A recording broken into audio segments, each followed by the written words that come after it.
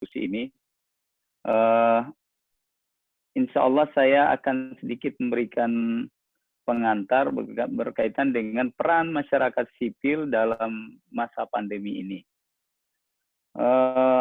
Teman-teman sekalian, kita mengetahui semua bahwa sekarang ini kita semua berada di dalam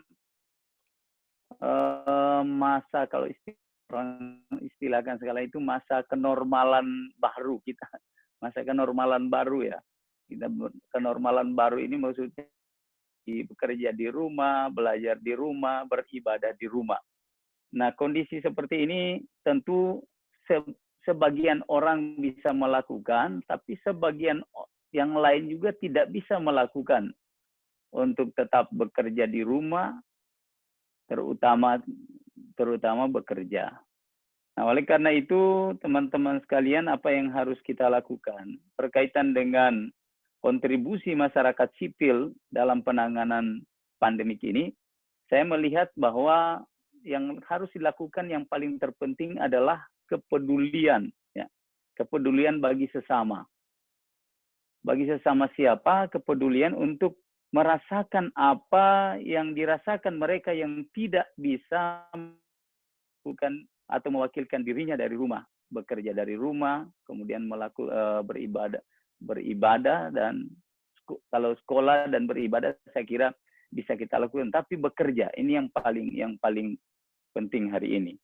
Nah, apa yang harus kita lakukan? Saya melihat bahwa ada 3 hal yang dilakukan untuk masyarakat sipil di tengah-tengah masyarakat hari ini. Yang pertama adalah tentu dari sisi aspek donasi, kemudian yang kedua kreasi, dan yang ketiga adalah gerakan sosial. Nah, donasi dan kreasi ini saya kira ini sudah berjalan sekarang ini.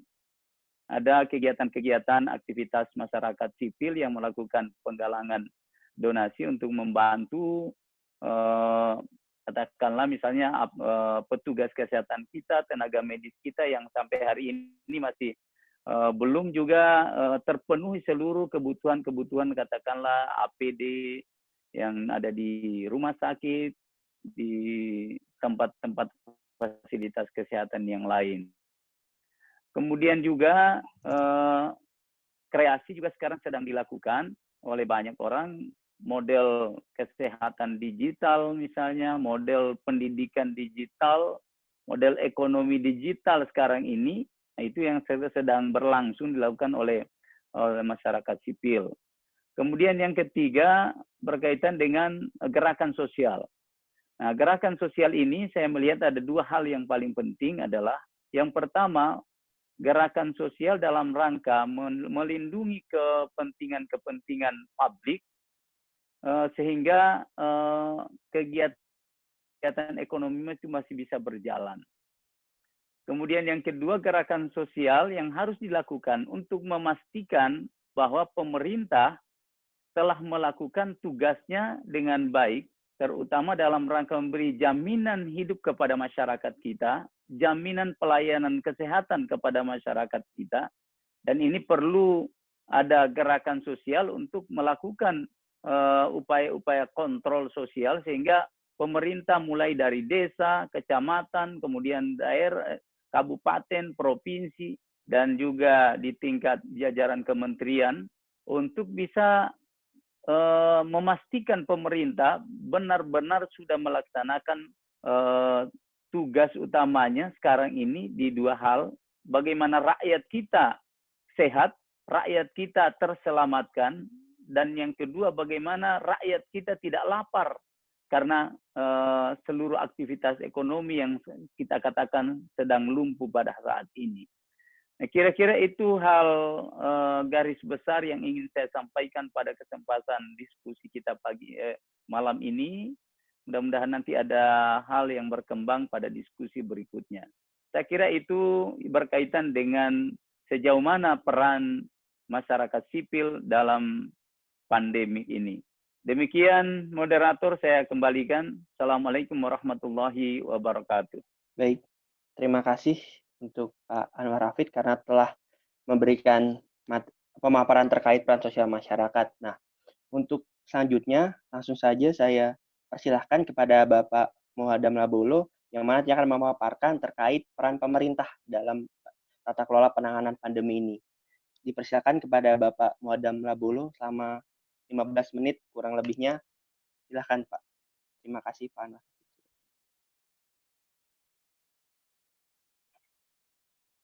Tunggu Pak Adam.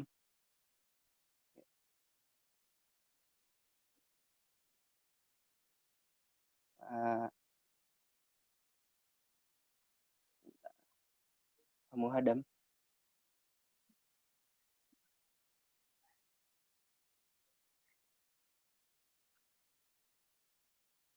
Tunggu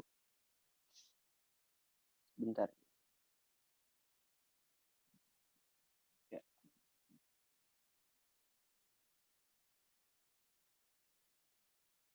Pak Muhadam.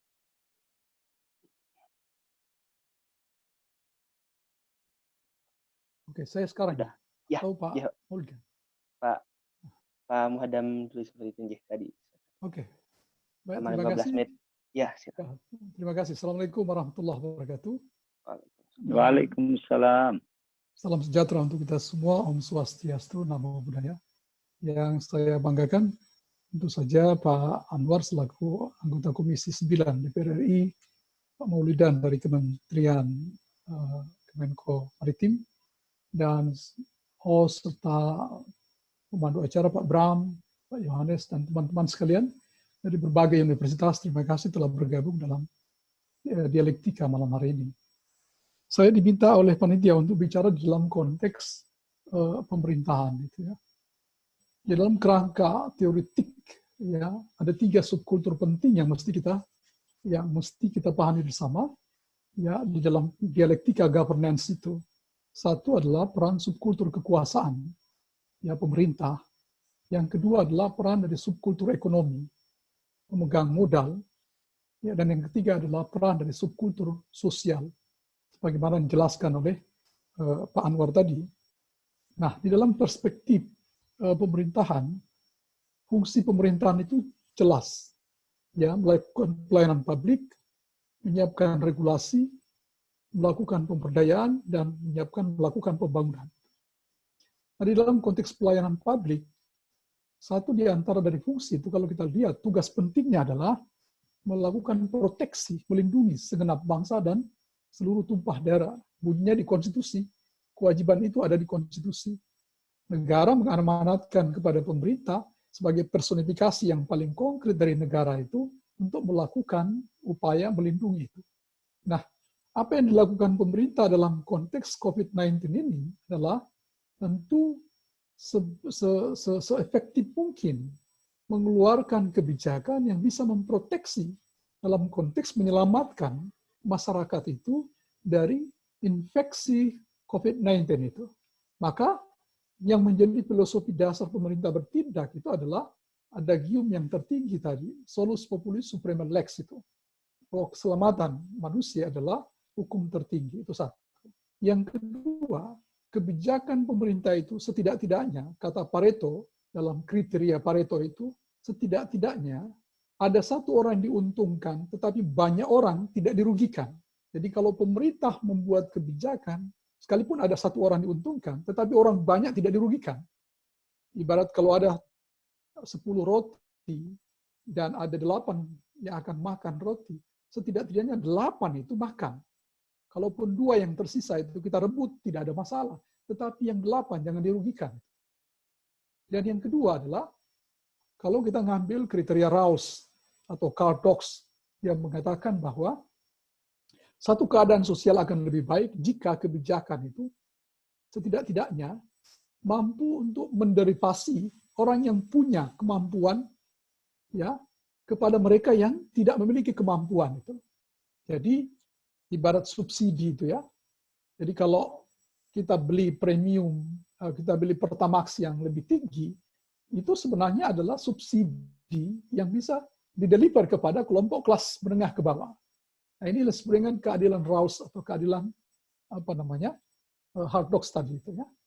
Bahwa ada orang yang tidak beruntung, tidak cukup beruntung, dia harus mendapatkan itu. Di dalam agama juga dikatakan jika kekayaan setiap orang kamu itu ada bagian orang miskin yang menjadi hak mereka. Nah, itulah kenapa tadi subkultur sosial berperan untuk melakukan itu. Ya. Nah, tugas pemerintah yang utama adalah memastikan bahwa kebijakan dia untuk melakukan pelayanan, melindungi masyarakat dengan seluruh sumber daya yang ada. Pertanyaannya adalah, apa yang dilakukan pemerintah di dalam konteks ya COVID-19 ini? Kalau kita ingin masuk dalam konteks kebijakan yang lebih ya implementatif, kita bisa lihat ada 405 triliun yang digelontorkan pemerintah itu untuk mengendalikan ya perkembangan sebaran COVID-19 itu. Ada kurang lebih 110 triliun ya yang dialokasikan untuk jaringan pengaman sosial, ada kurang lebih sekitar 75 triliun untuk bidang kesehatan ya, dan ada kurang lebih sekitar 75 triliun juga yang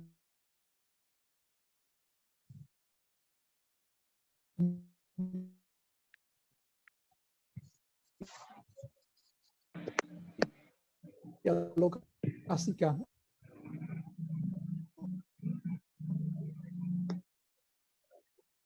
untuk triliun yang digulurkan untuk kartu prakerja dan menjadi kontroversial. Tapi setidak-tidaknya itu menunjukkan ada itikat baik pemerintah untuk melakukan upaya di dalam rangka mencegah sebaran itu. Nah, persoalan yang kita hadapi hari ini tentu saja ada banyak. Saya ingin mengemukakan dalam diskusi ini, barangkali melempar ke diskusi ini, persoalan-persoalan itu kalau kita identifikasi, satu di antaranya adalah persoalan koordinasi. Koordinasi antara pemerintah pusat, pemerintah provinsi dengan pemerintah daerah. Kekurangan apa itu, nihilnya koordinasi yang bagus, mengakibatkan kemudian alokasi kewenangan pada masing-masing entitas itu seringkali mengalami tabrakan dan menciptakan ketegangan seperti kasus Bupati Boltim, Bupati Lumajang gitu ya. Yang kedua, perlu ada sinkronisasi ya, kesatuan di dalam konteks melakukan upaya penanganan pengendalian COVID-19 itu ya. Kalau tidak ada sinkronisasi yang baik atau satu kesatuan langkah yang baik, maka yang terjadi hari-hari ini kalau kita bisa lihat, kendati pun Ketua Gugus COVID-19 mengatakan bahwa kita dilarang untuk melakukan keluar kemana-mana misalkan, atau juga kemudian ada persoalan kementerian tertentu mengeluarkan kebijakan untuk naik pesawat, untuk darat, laut, udara segala macam, gitu ya. Ini menunjukkan bahwa ada persoalan ketidaksinkronan, ada persoalan ketidakkonsistenan, gitu ya, yang menciptakan kemudian kritik publik terhadap pemerintah, ya, yang mesti menjadi perhatian kita, saya kira. Yang ketiga, mesti ada kolaborasi yang baik. Kolaborasi itu tidak saja di dalam konteks ya pemerintah pusat, provinsi, dan daerah, tetapi kolaborasi itu juga dengan negara-negara lain yang telah selesai atau di dalam grafik ya grafik kenaikan COVID-19 itu sudah mengalami penurunan yang drastis seperti Taiwan, ya Cina mungkin, Korea atau Jepang yang walaupun ada dinamika sedikit tapi setidak-tidaknya ada satu penurunan yang drastis dibanding Indonesia yang hari-hari ini terus naik begitu ya, terus menanjak. Saya kira ini problem yang kita hadapi hari ini dan kebijakan pemerintah yang tampak kita bisa lihat. Tentu saja ini menimbulkan banyak diskusi bagi kita dan saya kembalikan kepada moderator dengan waktu yang singkat ini. Terima kasih, Pak. Terima kasih atas pemaparannya Pak Muhadam. Nah, untuk pemaparan selanjutnya, sekaligus yang terakhir dalam diskusi ini, itu akan berkaitan dengan peran ekonomi. Nah, langsung saja saya persilahkan kepada Bapak Maulidan untuk memaparkan materinya terkait peran ekonomi dalam penanganan pandemi. Silahkan, Pak.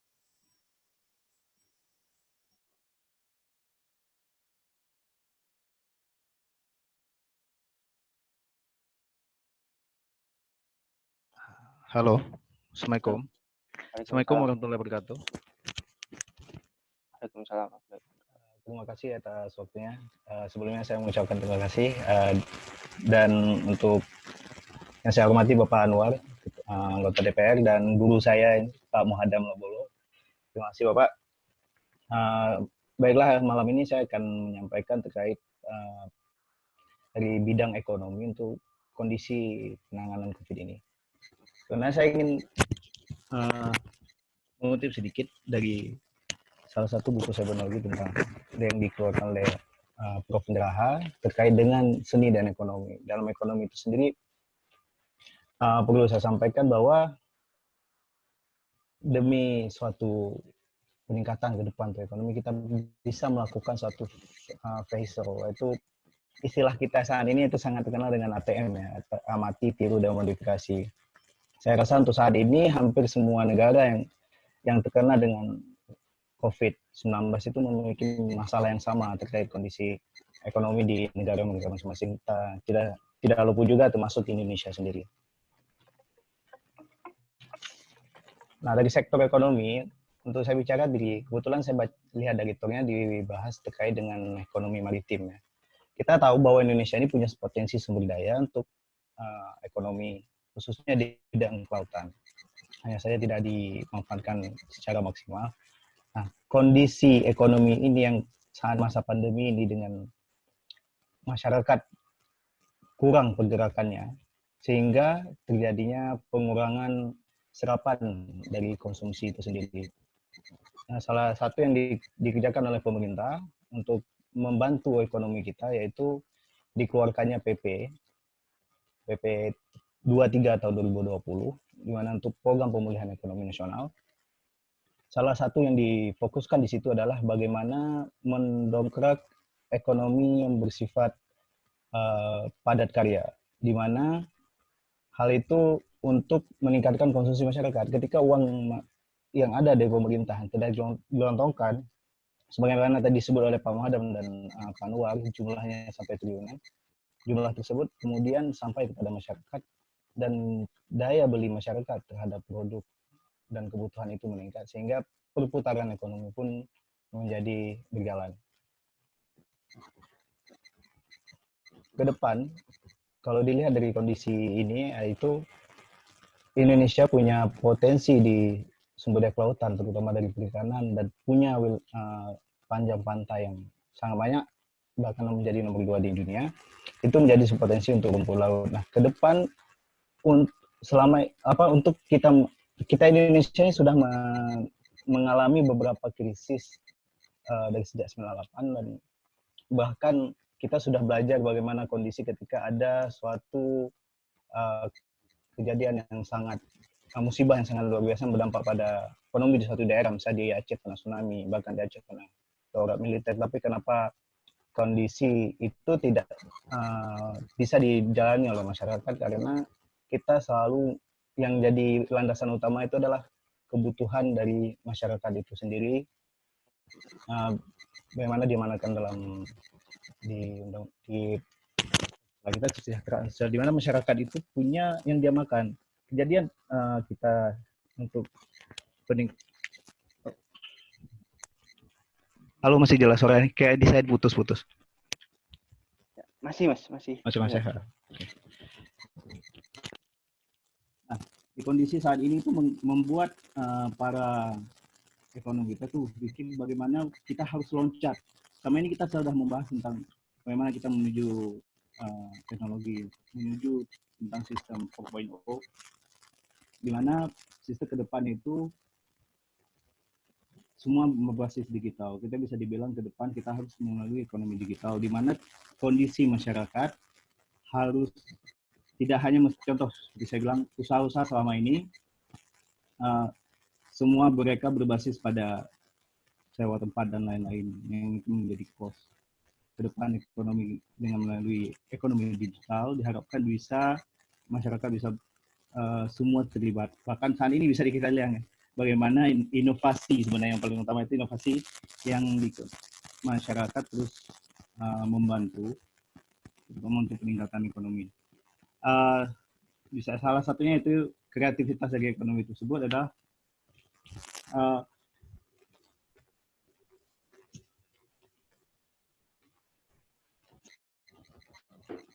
peningkatan dari sumber daya manusia, sumber daya alam yang kita miliki itu, kita harus fokus pembangunannya ke arah ekonomi dari sumber daya alam yang kita miliki. Jadi tidak hanya berbasis dengan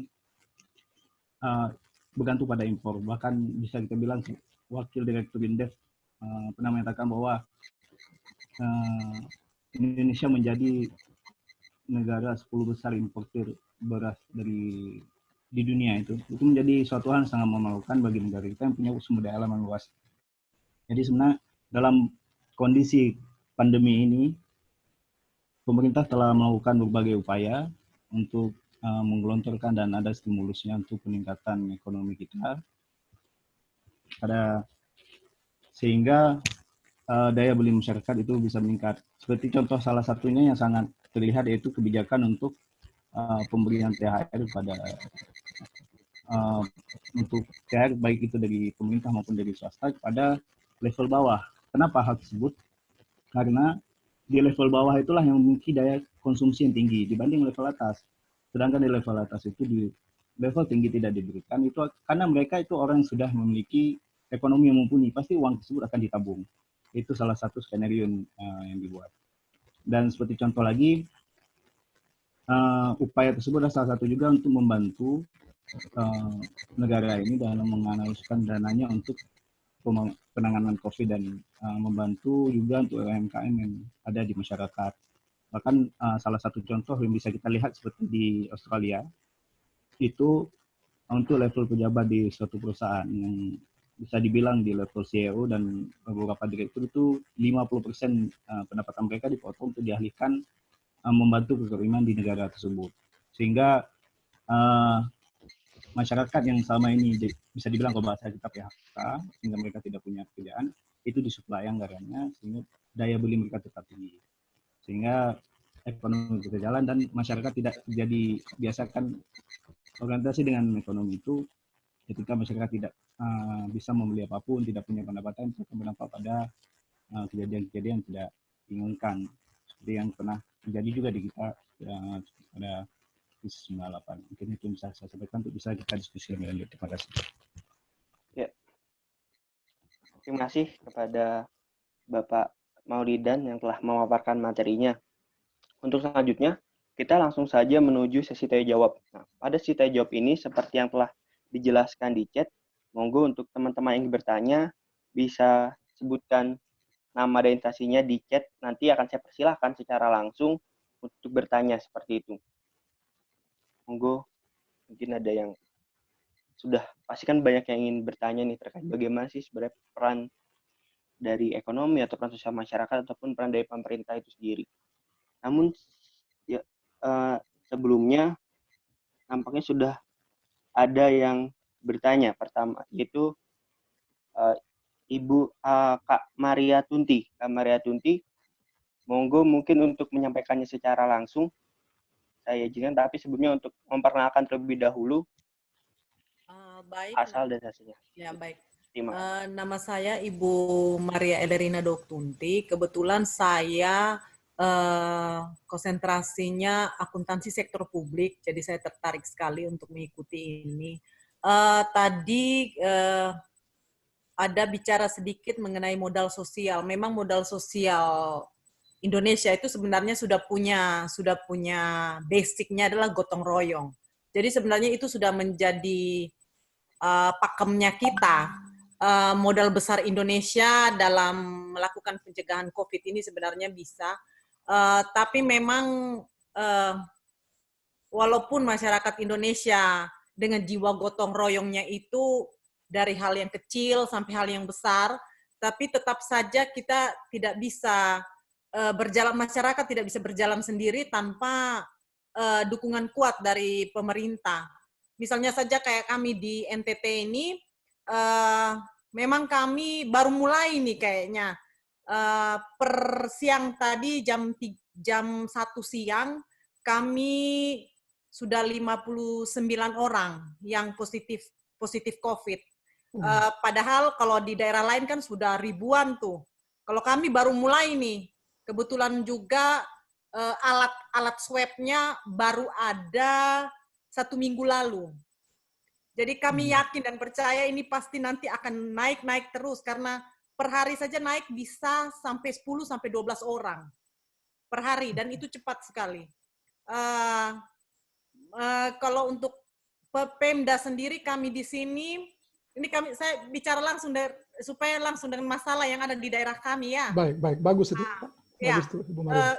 Pemda kami di sini waktu awal-awal mereka sangat percaya diri, sangat sekali percaya diri. Sampai-sampai pemerintah sendiri mengatakan bahwa ini karena ada obat tradisionalnya NTT, kami akan mengirimkan ke provinsi-provinsi yang lain.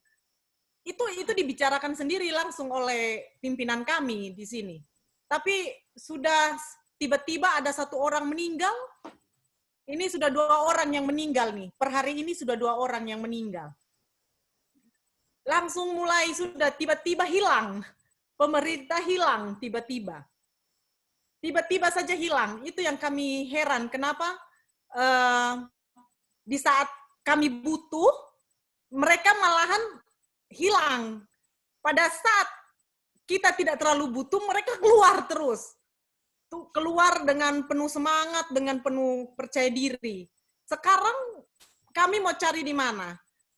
Lalu mengenai transparansi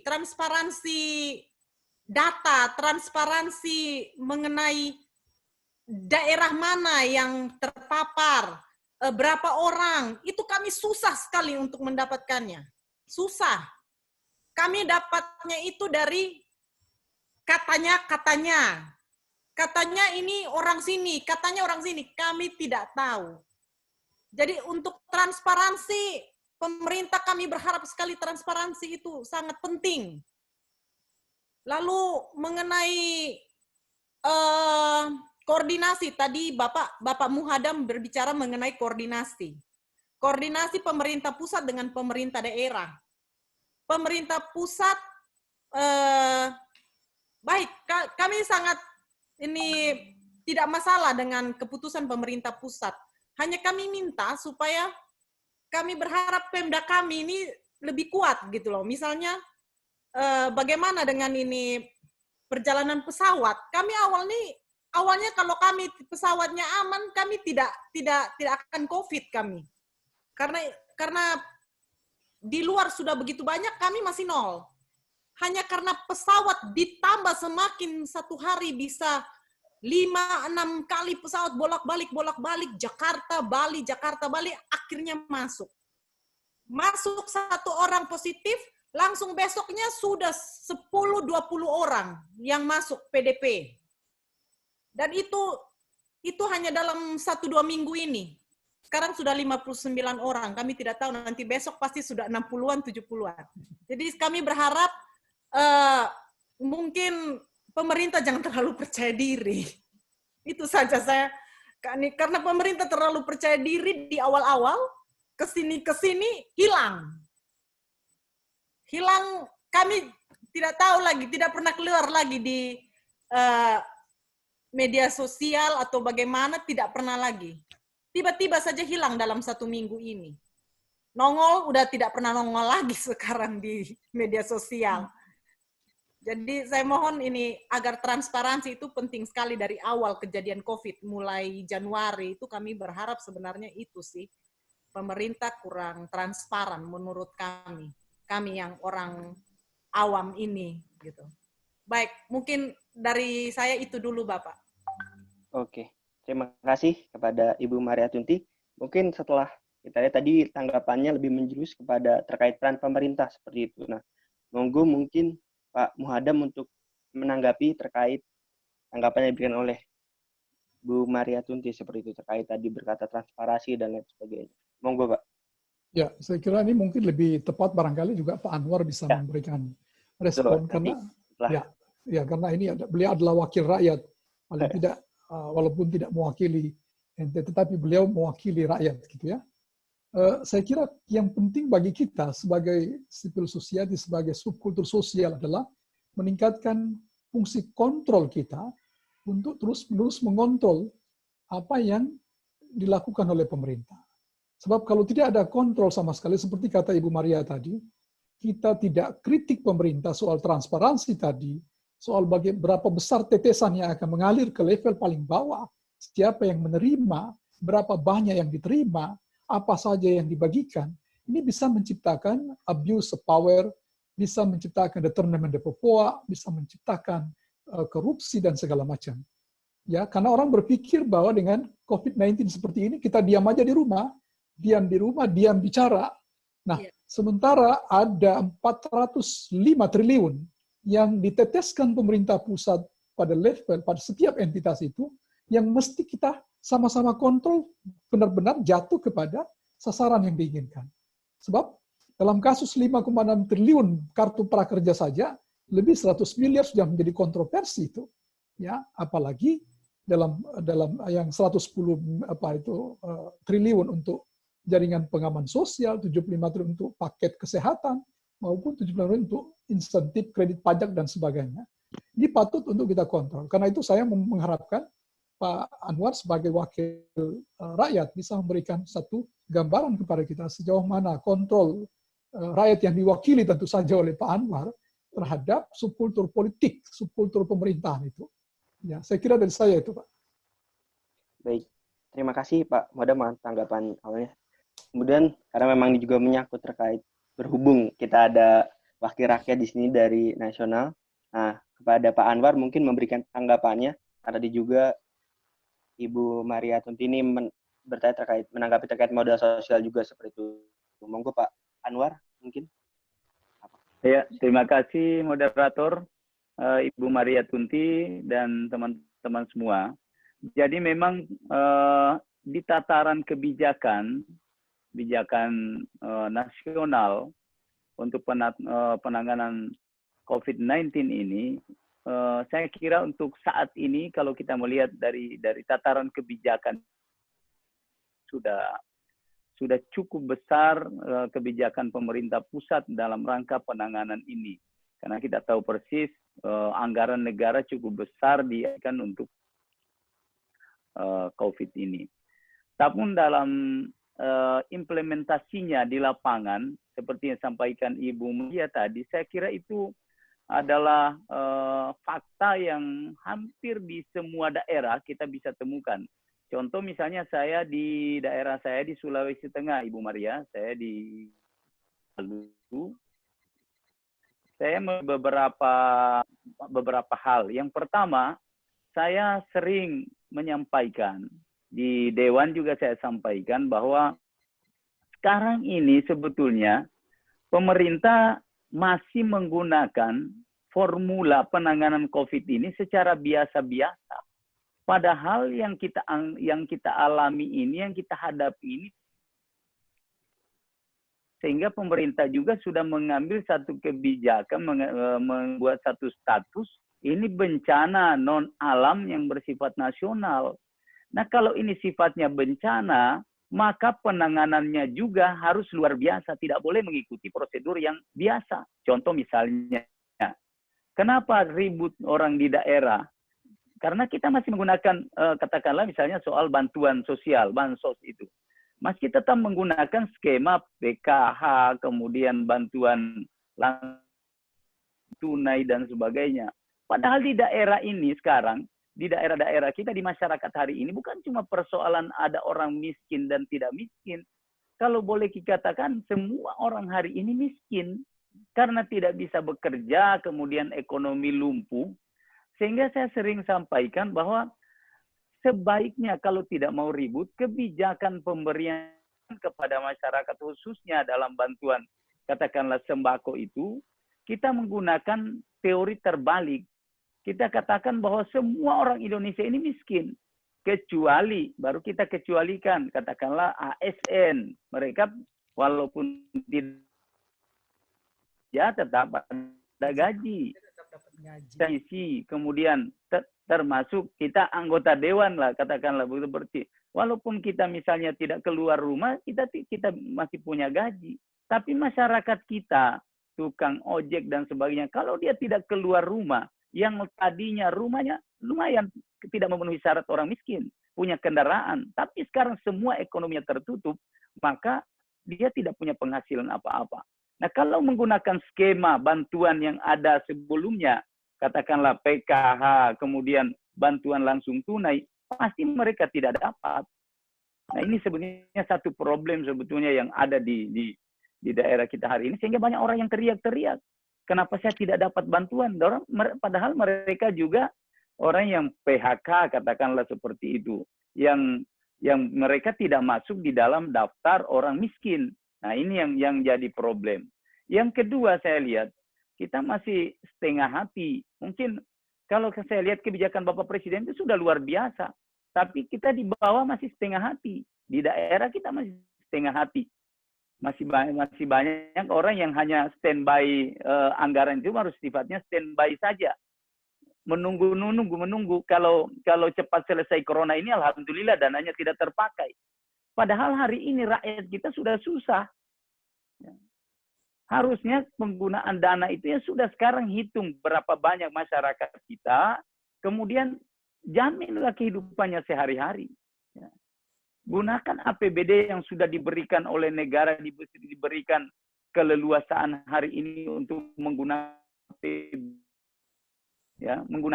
dana APBN itu untuk bisa bagaimana supaya orang tidak bisa keluar rumah. Tadi Ibu sampaikan gimana tidak banyak orang, semakin banyak orang yang terinfeksi karena hari ini physical distancing itu tidak berlaku secara total, sehingga perkumpulan masih ada di mana-mana, pertemuan masih ada di mana-mana, kemudian akses masih keluar masuk belum bisa kita, sehingga saya kira ini hal-hal faktual di lapangan yang mudah-mudahan ke depan ini masih terus diperbaiki oleh pemerintah sehingga infeksi ini bisa kita tekan. Yang paling penting yang harus kita ingat adalah jangan sampai rakyat kita kelaparan. Saya kira itu yang paling penting dari saya. Ya. Baik, terima kasih atas tanggapannya dari Pak Anwar Hafiz. Untuk selanjutnya, langsung saja ke pertanyaan berikutnya. Nah, untuk selanjutnya adalah dari Kak Ari Bella Agung, merupakan seorang mahasiswa program Magister Hukum Universitas Lambung Mangkurat. Silahkan Kak. Nah, mungkin untuk lebih jelasnya nanti ditunjukkan untuk siapanya bertanyanya biar lebih enak nanti seperti itu. Silakan. Baiklah, mohon izin. Assalamualaikum warahmatullahi wabarakatuh. Selamat malam. Waalaikumsalam.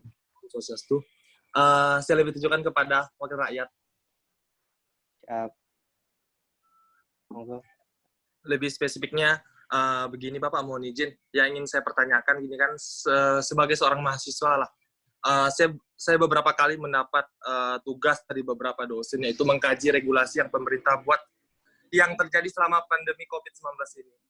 Nah, seperti yang terjadi di lapangan itu kan Pak, ada masalah tentang Peraturan Menteri Kesehatan Republik Indonesia Nomor 9 Tahun 2020, itu kan tentang pedoman pembatasan sosial berskala besar dalam rangka percepatan penanganan corona ini. Dan juga ada Peraturan Menteri Perhubungan Republik Indonesia Nomor 18 Tahun 2020 tentang pengendalian transportasi dalam rangka pencegahan penyebaran corona. Nah, dua aturan tersebut merupakan adalah peraturan menteri, yang satunya Peraturan Menteri Kesehatan dan satunya lagi Peraturan Menteri Perhubungan, yang notabene itu setara. Yang saya pertanyakan di sini adalah Peraturan Menteri Perhubungan yang dituangkan dalam Peraturan Menteri tersebut itu melarang yang namanya transportasi baik darat, udara, dan laut. Nah, Peraturan Menteri Kesehatan juga, dia lebih menspesifikan tidak boleh juga ada transportasi yang bergerak. Tetapi di sini, di Peraturan Menteri Kesehatan tersebut menyampaikan boleh digunakan ketika dalam keadaan situasi mendesak. Nah, dan adapun dari peraturan kedua menteri ini menyampaikan beberapa transportasi yang boleh berjalan seperti ambulan dan yang sifatnya lebih ke pelayanan publik. Jadi yang saya permasalahkan di Peraturan Menteri Kesehatannya Pak, dia hanya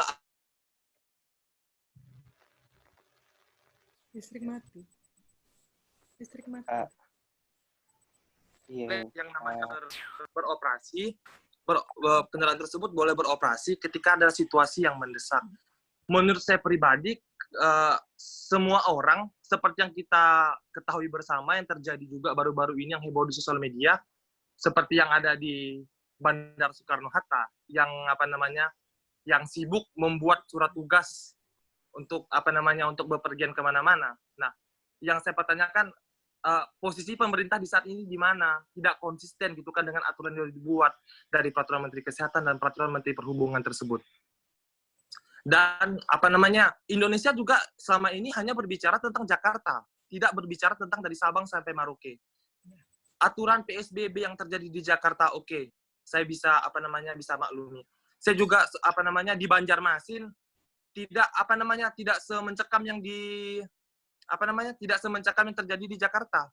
Kalau memang membuat regulasi, kenapa hanya terjadi di Jakarta? Dan juga kenapa masyarakat yang ada di Banjarmasin tidak takut, yang ada di prosesnya di Provinsi Kalimantan Selatan tidak takut? Karena tindak lanjut atau sanksi dari pelanggar dari aturan tersebut itu tidak tegas menurut saya. Selama ini pemerintah hanya sekedar membuat laporan, tapi membuat aturan, tapi tidak ada yang namanya eksekusi gitu, Pak. Tidak ada eksekusi. Dan banyak beberapa daerah-daerah tersebut yang membuat larangan B, larangan C, tapi tidak ada sama sekali diperhatikan oleh masyarakat, tidak boleh mudik segala macam. Tetapi yang saya lihat sama ini masyarakat nggak masalah, itu cuma aturan. Sedangkan tidak ada hukuman yang lebih khusus gitu kan, Pak. Kita kan Indonesia negara hukum kan, nullum dilectum nulla previna, nullum dilectum nulla puna sine previa legi punalis. Segala sesuatu aturan itu memang tertulis. Indonesia kan menganut yang namanya hukum positif. Jadi selama ini nggak ada positifnya hukum yang dibuat Indonesia, malah negatifnya. Semakin banyak yang namanya aturan, semakin banyak pelanggaran-pelanggaran yang terjadi. Mungkin itu saja Pak yang saya sampaikan. Terima kasih. Baik, terima kasih atas pertanyaannya. Untuk langsung saja kepada Bapak Anwar, di mana tadi bertanya terkait ada inkonsistensi peraturan dan terlalu Jakarta sentris dan lain sebagainya. Pak Anwar mungkin bisa langsung menanggapinya. Ya, terima kasih Adindaku dari Banjarmasin. Saya di Kabupaten Sambas, Pak. Dari Sambas ya, ya. Iya. Yang pertama saya ingin sampaikan bahwa sebenarnya PSBB itu adalah salah satu jalan tengah, ya. Jalan tengah yang diambil oleh pemerintah karena dari dua hal. Yang pertama, bagaimana rakyat kita ini bisa sehat, tapi rakyat kita tidak boleh lapar. Itu yang kedua. Yang dua hal sebenarnya. Kalau kita mengacu kepada undang-undang kekarantinaan kesehatan, maka itu yang berlaku itu, Adinda. Karena di undang-undang kekarantinaan kesehatan itu, di situ ada sanksi yang tegas. Orang bisa, karena orang dan didenda. Itu di dalam undang-undang. Kalau itu yang kita ambil sebetulnya, pemerintah ambil, maka saya kira apa yang disampaikan oleh tadi itulah yang sebetulnya bisa terbaik kalau kondisi ekonomi masyarakat kita ini seperti katakanlah daerah di negara-negara yang lain, katakanlah di Cina, di Amerika, mereka kontrol masyarakat sudah begitu, penghasilan masyarakat mereka, kemudian satu daratan dan sebagainya. Nah, itulah sebenarnya jalan tengah yang diambil oleh pemerintah soal PSBB. Nah, PSBB ini diambil bagaimana mengupayakan supaya masyarakat ini peran civil society ini bisa lebih maksimal, bisa lebih besar. Katakanlah misalnya himbauan orang tetap tinggal di rumah. Ya. Ini butuh sekali sebetulnya peran civil society di sini. Kesadaran, kepedulian akan sesama sebetulnya yang paling ditonjolkan dari peraturan soal PSBB itu. Saya melihat kalau aturan PSBB itu sudah bagus, tapi kemudian akhir-akhir ini saya lihat Kementerian Perhubungan, saya lihat kalau menurut saya itu blunder, kemudian memberikan relaksasi soal bagaimana orang bisa berjalan, membuka kembali transportasi, dan sebagainya. Padahal di awal-awal PSBB ini sudah cukup bagus. Tapi kemudian akhir-akhir ini kembali. Jadi saya sering mengatakan bahwa ini kita belum sepenuhnya menerapkan yang namanya PSBB. Kalau PSBB saja itu kita terapkan dengan baik, saya kira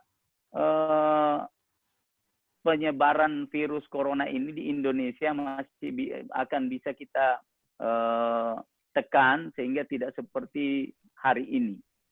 Nah, yang kedua yang ingin saya sampaikan kepada Adinda bahwa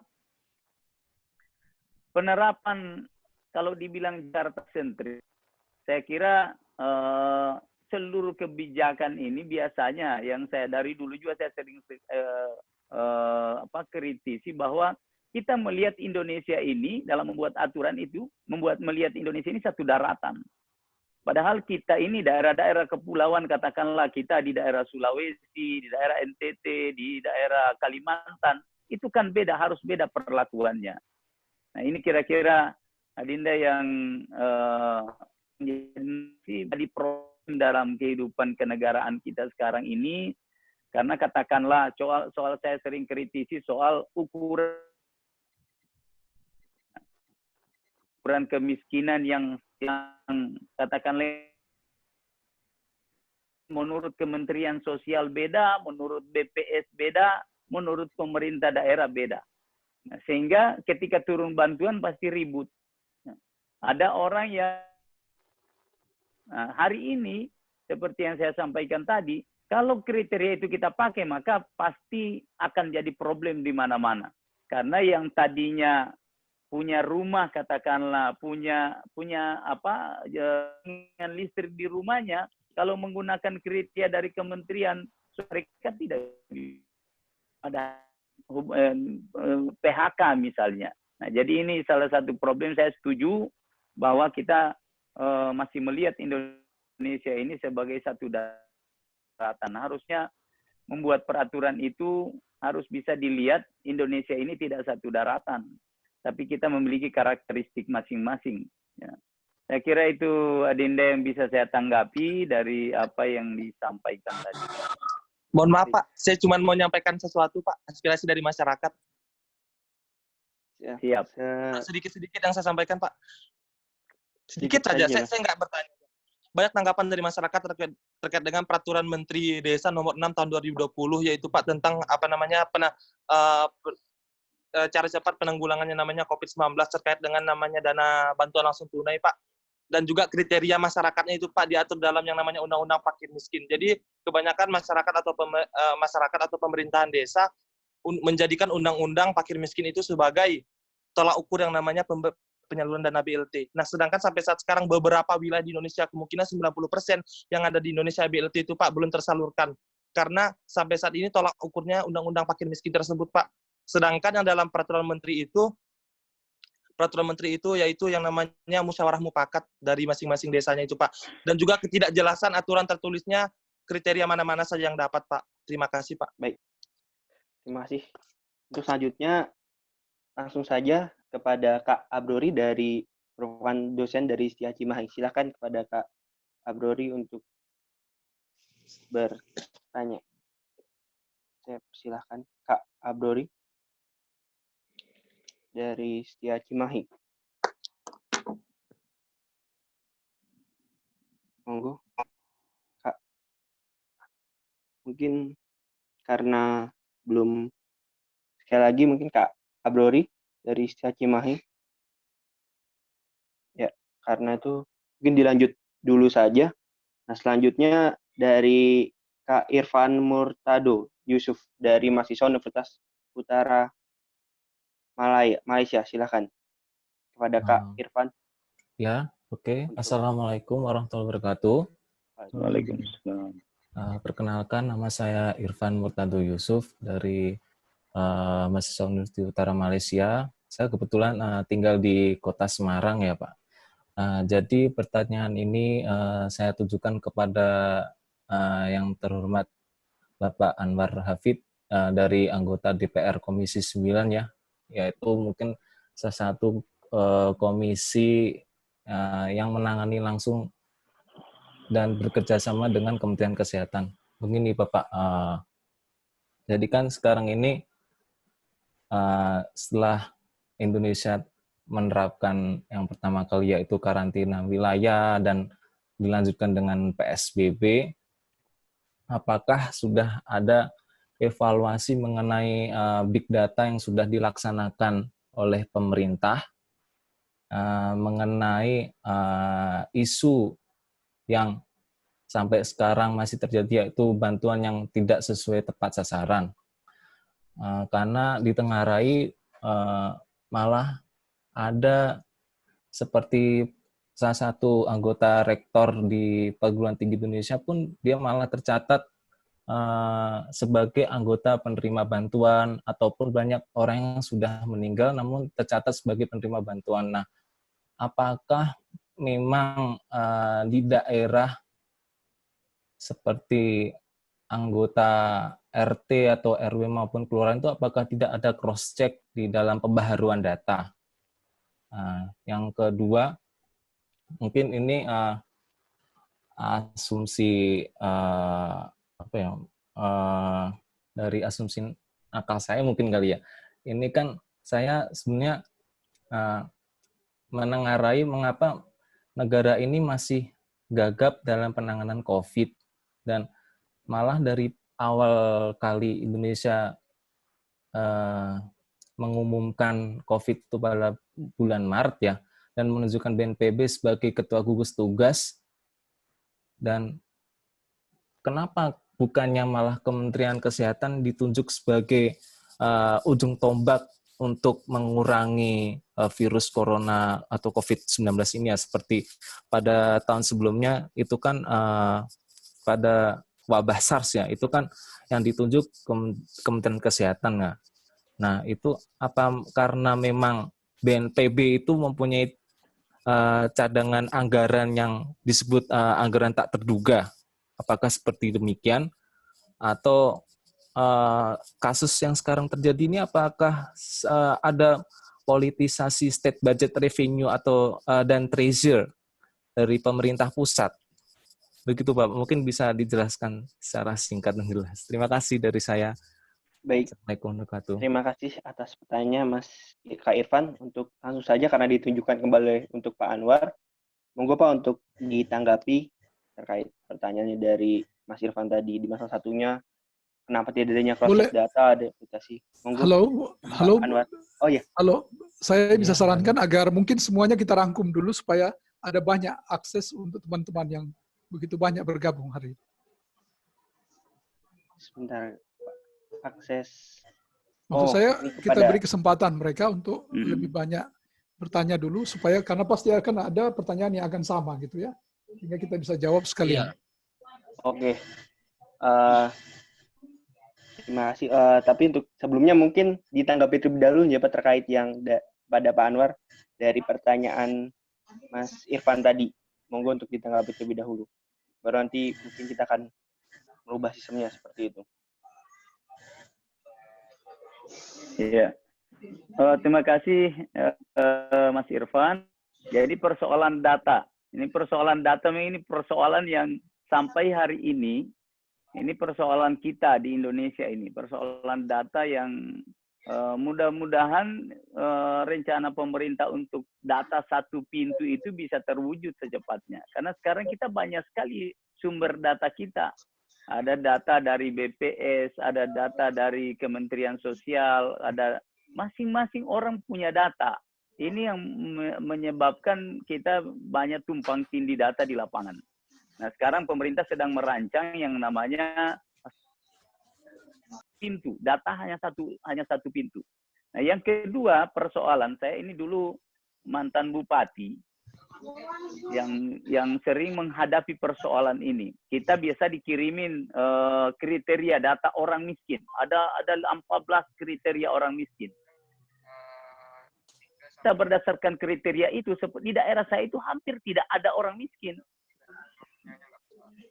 Karena kriteria harus ada punya rumah, ada jaringan listrik, ada kendaraan, katakanlah punya sepeda motor, dan sebenarnya tidak masuk orang miskin lagi. Tapi kita tidak pernah mengukur, tidak ada ukuran bahwa melihat pendapatannya. Tapi lebih kepada fisik. Ini salah satu yang mudah-mudahan ini Bappenas sedang merancang supaya jangan lagi. Saya sering kalau ada pertemuan-pertemuan di DPR, saya sering sampaikan itu bahwa tolong dong jangan sampai melihat bahwa orang miskin. Kasus BPJS misalnya, yang seperti disampaikan tadi, saya banyak Pak kita temukan, bahkan ada teman saya ketika kita rapat dengan Menteri Kesehatan, dia keluarkan data, dia keluarkan kartu Indonesia Sehat. Coba. Ya, sampaikan ini salah satu contoh sistem pendataan kita yang masih amburadul hari ini. Jadi ini memang saya kira inilah fungsi civil society bagaimana kita melakukan gerakan-gerakan kontrol kepada pemerintah, memastikan bahwa beberapa persoalan-persoalan bangsa ini harus segera dibenahi. Dan salah satunya adalah data.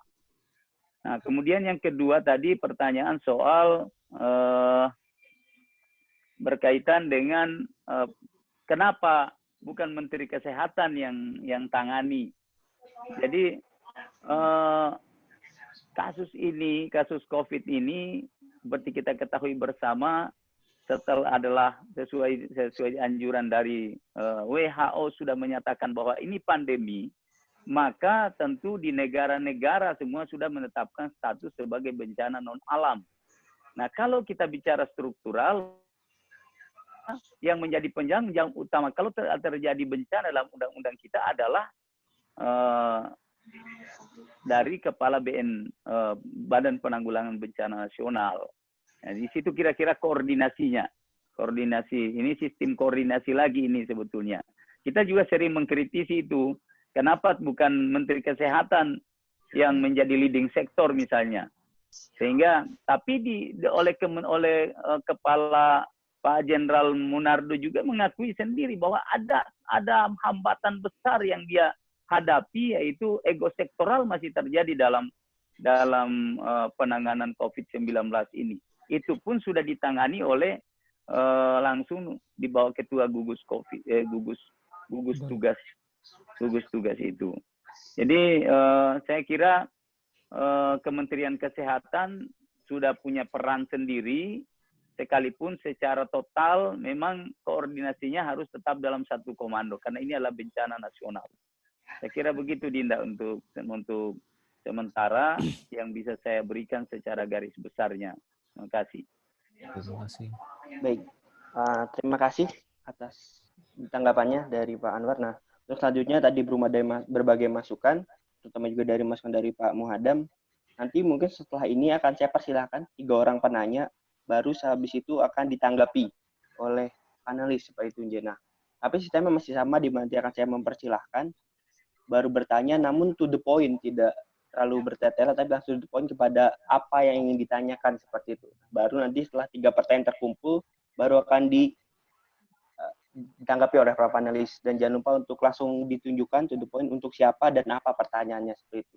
Untuk selanjutnya dari Kak Yati dari PDN mungkin untuk silahkan untuk bertanya singkat dan langsung ditunjukkan untuk siapa seperti itu aja. Kak Yati.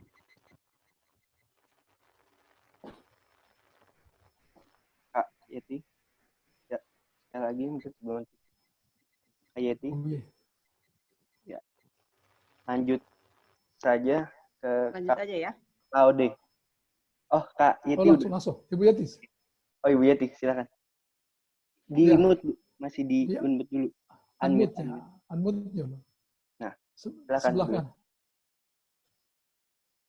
Halo. Halo. Unmute. Bu Yeti. Ya. Oke. Ya, Silakan, Bu baik. Yeti. Sudah ya? Sudah masuk ya? Ya. Baik, Assalamualaikum warahmatullahi wabarakatuh. Waalaikumsalam. Selamat malam, salam sejahtera untuk kita semua. Hanya sedikit yang ingin saya tanyakan, ini masalah PSBB. Yang kita tahu PSBB itu yang saya rasakan, bukan yang saya tahu, yang saya rasakan selama PSBB ini terdapat beberapa checkpoint di satu daerah atau kota atau kabupaten, di mana pelaksanaan checkpoint ini sepertinya ada waktu-waktu tertentu. Yang saya rasakan itu checkpoint itu dilaksanakan di saat jam-jam sibuk, pagi-pagi dan sore. Sehingga yang terjadi adalah macet di mana-mana. Sedangkan kalau siang hari di antara jam 11 sampai jam 3 itu lengah. Artinya kalau misalkan orang yang mau lolos ke luar kota itu tidak ada hambatan apa-apa, yang saya rasa seperti itu. Nah, ini sebenarnya siapa yang salah? Apakah memang ada jam kerjanya untuk yang melaksanakan checkpoint tersebut, atau memang kinerjanya yang apa? Jadi saya kurang mengerti ini seperti apa gitu. Itu yang pertama. Yang kedua masalah, ya boleh 2 kali ya, satu lagi ini masalah physical distancing. Katanya orang tidak boleh berkerumun. Saya perhatikan sekarang kebetulan di daerah saya itu dekat dengan supermarket, ada mall juga dekat tempat tinggal. Saya perhatikan supermarket itu penuh sehingga sampai si parkir itu keluar-luar. Padahal katanya harus jaga jarak. Ini seperti apa pengawasan dari pemerintah setempat untuk masalah-masalah seperti ini? Terima kasih. Assalamualaikum warahmatullahi wabarakatuh. Terima kasih Betty. Untuk selanjutnya langsung saja kepada Kak Laude Bujali dari Biro Ekonomi Provinsi Sulawesi Utara. Silakan kepada Kak Laude. Siap. Ya, Kak Laude silakan. Dan jangan lupa untuk ke depan dan ditunjukkan untuk siapa aja. Ya. Assalamualaikum warahmatullahi wabarakatuh. Salam. Saya mau bertanya untuk Pak, pertanyaan pertama untuk Pak Anwar Hafid. Izin Pak, apakah ada agenda dari DPR untuk membahas aturan hukum baru yang jelas mengatur dari pusat ke daerah? Karena melihat banyaknya miskoordinasi, inkonsistensi, dan kesalahpahaman yang terjadi baik di tingkat pusat maupun di tingkat daerah. Sebagai contoh, di Kabupaten Buton Selatan itu, Polsek dan pemerintah daerah saling menunjuk untuk mengantarkan mayat ke kuburan. Kasus di provinsi kami di beberapa OPD bahkan bertanya-tanya, apakah tim gugus ini ada honornya atau tidak? Bahkan sampai penyaluran distribusi pangan untuk kebutuhan pokok itu tidak jelas juknisnya seperti apa. Berkaca pada Korea Selatan, mau ada pandemi atau tidak, siapa yang mengantarkan distribusi pangan itu sudah jelas, BUMN, Badan Usaha Milik Negara mereka. Ini mungkin bisa jadi contoh bagi kita. Kalau memang belum ada agenda, Pak, bagaimana kalau kita ATM saja, amati, tiru, modifikasi seperti yang tadi dikatakan Pak Maulidan. Minta draft undang-undang Korsel mereka, undang-undang dari Korea Selatan, kemudian kita adopsi ke dalam negara kita. Karena saya melihat undang-undang kita sekarang ini kayaknya banyak sekali kelemahannya. Makanya banyak sekali terjadi miskoordinasi, Pak. Pertanyaan saya untuk yang selanjutnya untuk Pak Muhadam. Ya, silakan. Berkaca dari kasus Korea Selatan, bagaimana mereka bisa melahirkan kultur masyarakat tanpa lockdown, mereka bisa jadi negara dengan tingkat kematian terendah di dunia. Kira-kira apa yang bisa kita pelajari dari mereka?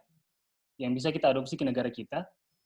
Yang paling utama agar ketika wabah seperti ini terjadi di waktu-waktu mendatang, kita tidak kelabakan seperti ini. Itu saja. Terima kasih, moderator.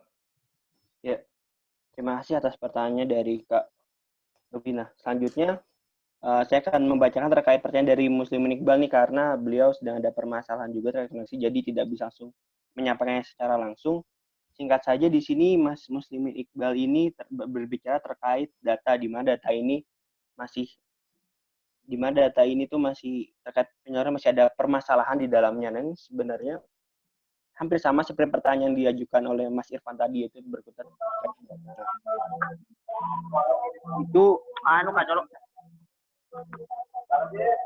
maaf sebelumnya. Nah, untuk itu langsung saja saya berikan kepada panelis terkait pertanyaan-pertanyaan tadi yang telah ditanyakan oleh 3 orang penanya, di mana bisa disimpulkan bahwa tadi bertanya terkait Bu Yeti bertanya terkait bagaimana soal pengawasannya, karena disinyalir masih ada yang udah lolos ketika pergi karena pengawasan hanya ada di jam-jam sibuk, pun juga sekarang bisa disetting semakin lama semakin ramai.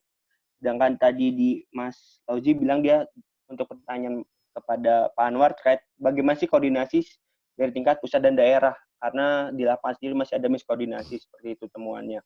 Dan untuk Pak Muhadam, pertanyaan dari untuk Pak Muhadam ini adalah sebenarnya bagaimana sih peran pemerintah yang tepat agar tidak ada kelabakan lagi, karena kita tidak tahu apakah pandemi ini akan ada gelombang kedua atau gelombang selanjutnya seperti itu. Mungkin langsung saja dijawab pertama kepada Pak Muhadam terlebih dahulu saja. Terima kasih. Oke, baik. Saya kira yang perlu diadaptasi di Korea adalah soal kepatuhan masyarakat kepada pemerintahnya. Tetapi kepatuhan masyarakat kepada pemerintah tidak mungkin terjadi kalau tidak punya trust. Ya, trust itu mesti dilihat berulang-ulang kali. Orang akan percaya kepada pemerintah kalau tingkat kebohongannya rendah. Jadi kalau kejujuran terus-menerus yang tampak, maka muncul trust. Tapi kalau kebohongan terus yang diproduk, maka yang muncul distrust. Itulah kenapa orang Indonesia tidak percaya kepada, jangankan kepada pemerintah, kepada Tuhan pun dia tidak percaya. Ya, Kebal. ya, kata Salim Said, salah satu negara yang tidak ada takutnya itu adalah Indonesia. Orang lain takut pada Tuhan, ada yang takut kepada negara lain, ada yang takut kepada saingannya. Indonesia tidak ada yang ditakuti. Nah, apalagi kalau cuma polisi India yang Anda import dari India kemudian bawa ke Indonesia, yang bawa cambuk dari rotan, dia nggak takut itu. Ya, nah begini, saya ingin mengatakan bahwa kepatuhan itu mesti dididik dari satu institusi yang paling kecil. Korea itu, ya Korea, China, gitu ya, Jepang itu mendidik kepatuhan kepada pemerintah dimulai dari lingkungan yang paling kecil, yaitu lingkungan domestik keluarga. Itu yang pertama. Makanya bagaimana mendidik disiplin warga negara di Korea? Dia mulai dari keluarga itu. Dalam agama juga mengatakan bahwa pendidikan yang paling utama itu adalah pada keluarga. Setelah itu baru masuk pada institusi kedua, yaitu institusi pendidikan. Jadi dimanapun warga negara Korea itu pergi setelah dari domestik masuk ke pendidikan, dia diajar sama. Jangan Anda membayangkan ada uang yang tercecer kemudian seperti Jepang atau Korea bergeser, tidak mungkin. Gitu ya. Koper Anda aja ditiup angin aja, tapi kalau isi barang tidak akan mungkin keluar itu ya. Ya, beda di Indonesia, coba kalau Anda lihat, tinggalkan sedikit, hilang semuanya gitu ya. Nah, yang ketiga, kalau institusi keluarga sudah, dia didik institusi pendidikan. Yang ketiga adalah dia masuk pada konteks kepercayaan kepada leadership, kepemimpinan. Nah, itu yang saya katakan tadi.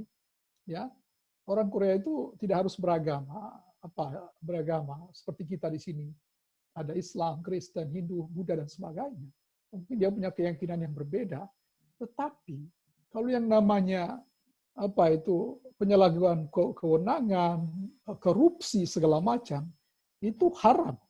Itu bisa bunuh diri. Kendati pun saya udah pensiun dari pemerintahan dan kemudian ditemukan pada masa saya berkuasa ada korupsi dilakukan bukan oleh saya tapi oleh anak saya. Ya, pemimpin Korea itu bisa terjun ke jurang untuk bunuh diri. Ini menunjukkan betapa value nilai yang begitu tinggi menimbulkan trust yang kuat. Nah, saya kira kalau kita ingin masyarakat kita sama dengan Korea, salah satunya adalah memulai dengan mendidik dia pada lingkup keluarga, institusi, dan trust pada pemerintah. Kalau tidak, menurut saya nonsen. Coba kita hitung berapa instrumen yang keluar dalam COVID-19 ini. Lebih 10 regulasi yang kita lihat. Too much, terlalu banyak aturan, tetapi berapa yang bisa jalan tadi? Kasus Ibu Yeti mengatakan tadi, di jam-jam sibuk kemudian, ya orang diawasi, di jam yang tidak sibuk terjadi. Di kasus Buton seperti tadi juga. Tidak jalan. Makanya kalau saya lihat Pak Doni, ya selaku Ketua Gugus Kendali COVID-19, di hadapan DPR, beliau juga sudah mengeluh. Kenapa? Saya melihat dia ada sedikit frustasi. Ya, tongkat kendali ada pada dia, tetapi kementerian-kementerian sektor itu memberikan diskresi semau-maunya sehingga dia mengalami juga ya dilema antara tuntutan masyarakat untuk konsisten dan itu adalah tanggung jawab dia, tetapi pada sektor-sektor justru memberikan hal yang sebaliknya. Jadi aturan kita itu too much, terlalu banyak gitu ya. Lebih dari 10 regulasi yang keluar sejak COVID-19 ini terjadi. Nah, yang berikut saya ingin kita berkaca juga kepada Taiwan. Taiwan itu kalau nggak salah hanya 439 kasus dan setelah itu selesai. Mall dibuka, rumah ibadah dibuka, tempat hiburan dibuka, semua dibuka. Kenapa? Karena Taiwan itu punya birokrasi digital. Begitu Anda landing ya di bandara, Anda terkontrol bahkan sampai di mana Anda tinggal di hotel. Begitu Anda sampai di hotel, langsung pemerintahnya datang. Kenapa? Semua terdeteksi pada satu big data, satu instrumen yang disiapkan untuk itu, aplikasi disiapkan itu. Ya, sehingga semuanya terdata, terverifikasi. Nah sekarang kita nggak bisa ya mendeteksi itu seperti kasus di NTT di awal diskusi kita. Ya, kita nggak bisa deteksi sekarang perkembangannya seperti apa. Ya, apalagi di level entitas di bawah pemerintah pusat lebih parah lagi, kita tentu tidak bisa mengontrol itu. Jadi ke depan saya kira inilah saatnya momentum yang tepat pasca COVID-19, saya kira kita memperbaiki birokrasi kita, birokrasi digital, dan bahkan kita berkantor di rumah semua. Ke depan mungkin tidak akan lagi, sedikit orang akan ke kantor karena pelayanan semua akan berlangsung di dalam konteks seperti ini. Ya. Dan terakhir catatan saya adalah ada persoalan juga pada persoalan sistem kita. Ya, saya melihat semangat otonomi daerah itu di dalam konteks seperti ini seperti diuji. Ya, dulu di zaman Soeharto, ketika kita dengan sistem pemerintahan yang sentralistik, ya seluruh kebijakan pemerintah pusat dari atas itu A sampai ke bawah ke desa itu A, tidak ada distorsi, ya tidak ada penggalan di bawah itu. Hari ini ketika kebijakannya di pusat A sampai di tingkat desa bisa A+++ dan seterusnya, dia mengalami distorsi, dia mengalami koreksi di dalam rentang itu. Apa yang bisa kita manai? Memang sistem kita udah berbeda. Dulu kita negara kesatuan yang sentralistik gitu ya. Sekarang negara kesatuan yang desentralistik. Kewenangan itu ada pada masing-masing entitas. Pada provinsi ada, pada kabupaten kota sebagai daerah otonom. Nah, persoalan lagi adalah pemerintah pusat kadang-kadang lupa bahwa sistem kita itu sudah kesatuan desentralistik, bukan kesatuan yang sentralistik. Oleh karena itu, ya seperti tadi, saya kadang-kadang juga merenung, apakah otonomi daerah itu masih ada? Ya, ini juga sebagai satu catatan untuk Pak Anwar misalkan. Apakah otonomi itu masih ada? Kenapa? Kalau zaman Soeharto dulu, kebijakan disiapkan, instrumennya disiapkan. Daerah tidak berpikir, ada juklak, ada juknis, begitu sampai di tingkat kabupaten, selesai semua. Seharusnya di dalam konteks otonomi daerah itu, daerah diberikan ruang untuk berpikir. Kalau kita kasih uang, sekarang Anda pakai uang itu untuk kasih siapa?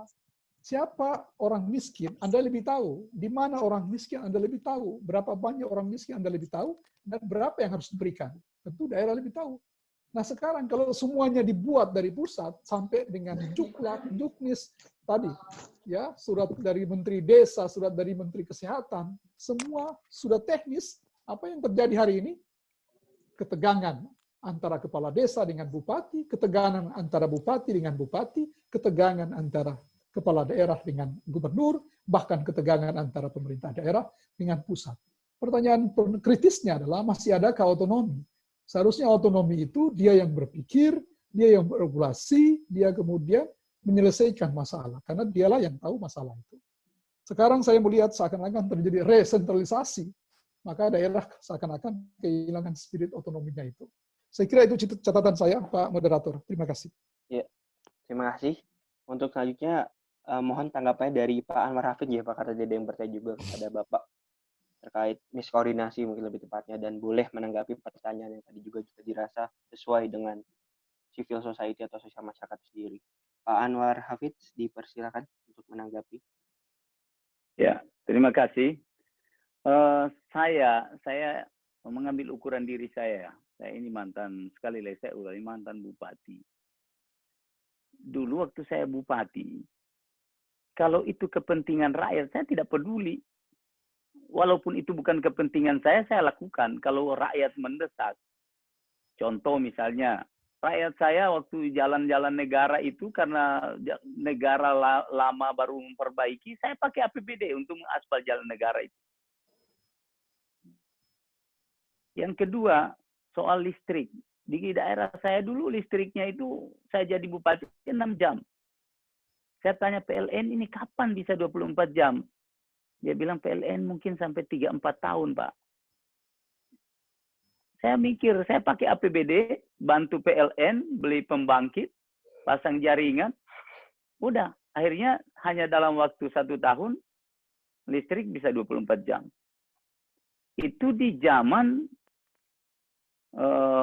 yang masih waktu itu tahun 2007, 2008, belum seperti sekarang. Nah, saya melihat ada satu hal yang positif dari kepemimpinan Pak Presiden, Pak Jokowi.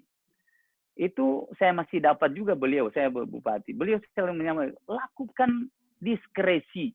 Ya. kepala daerah itu lakukan diskresi.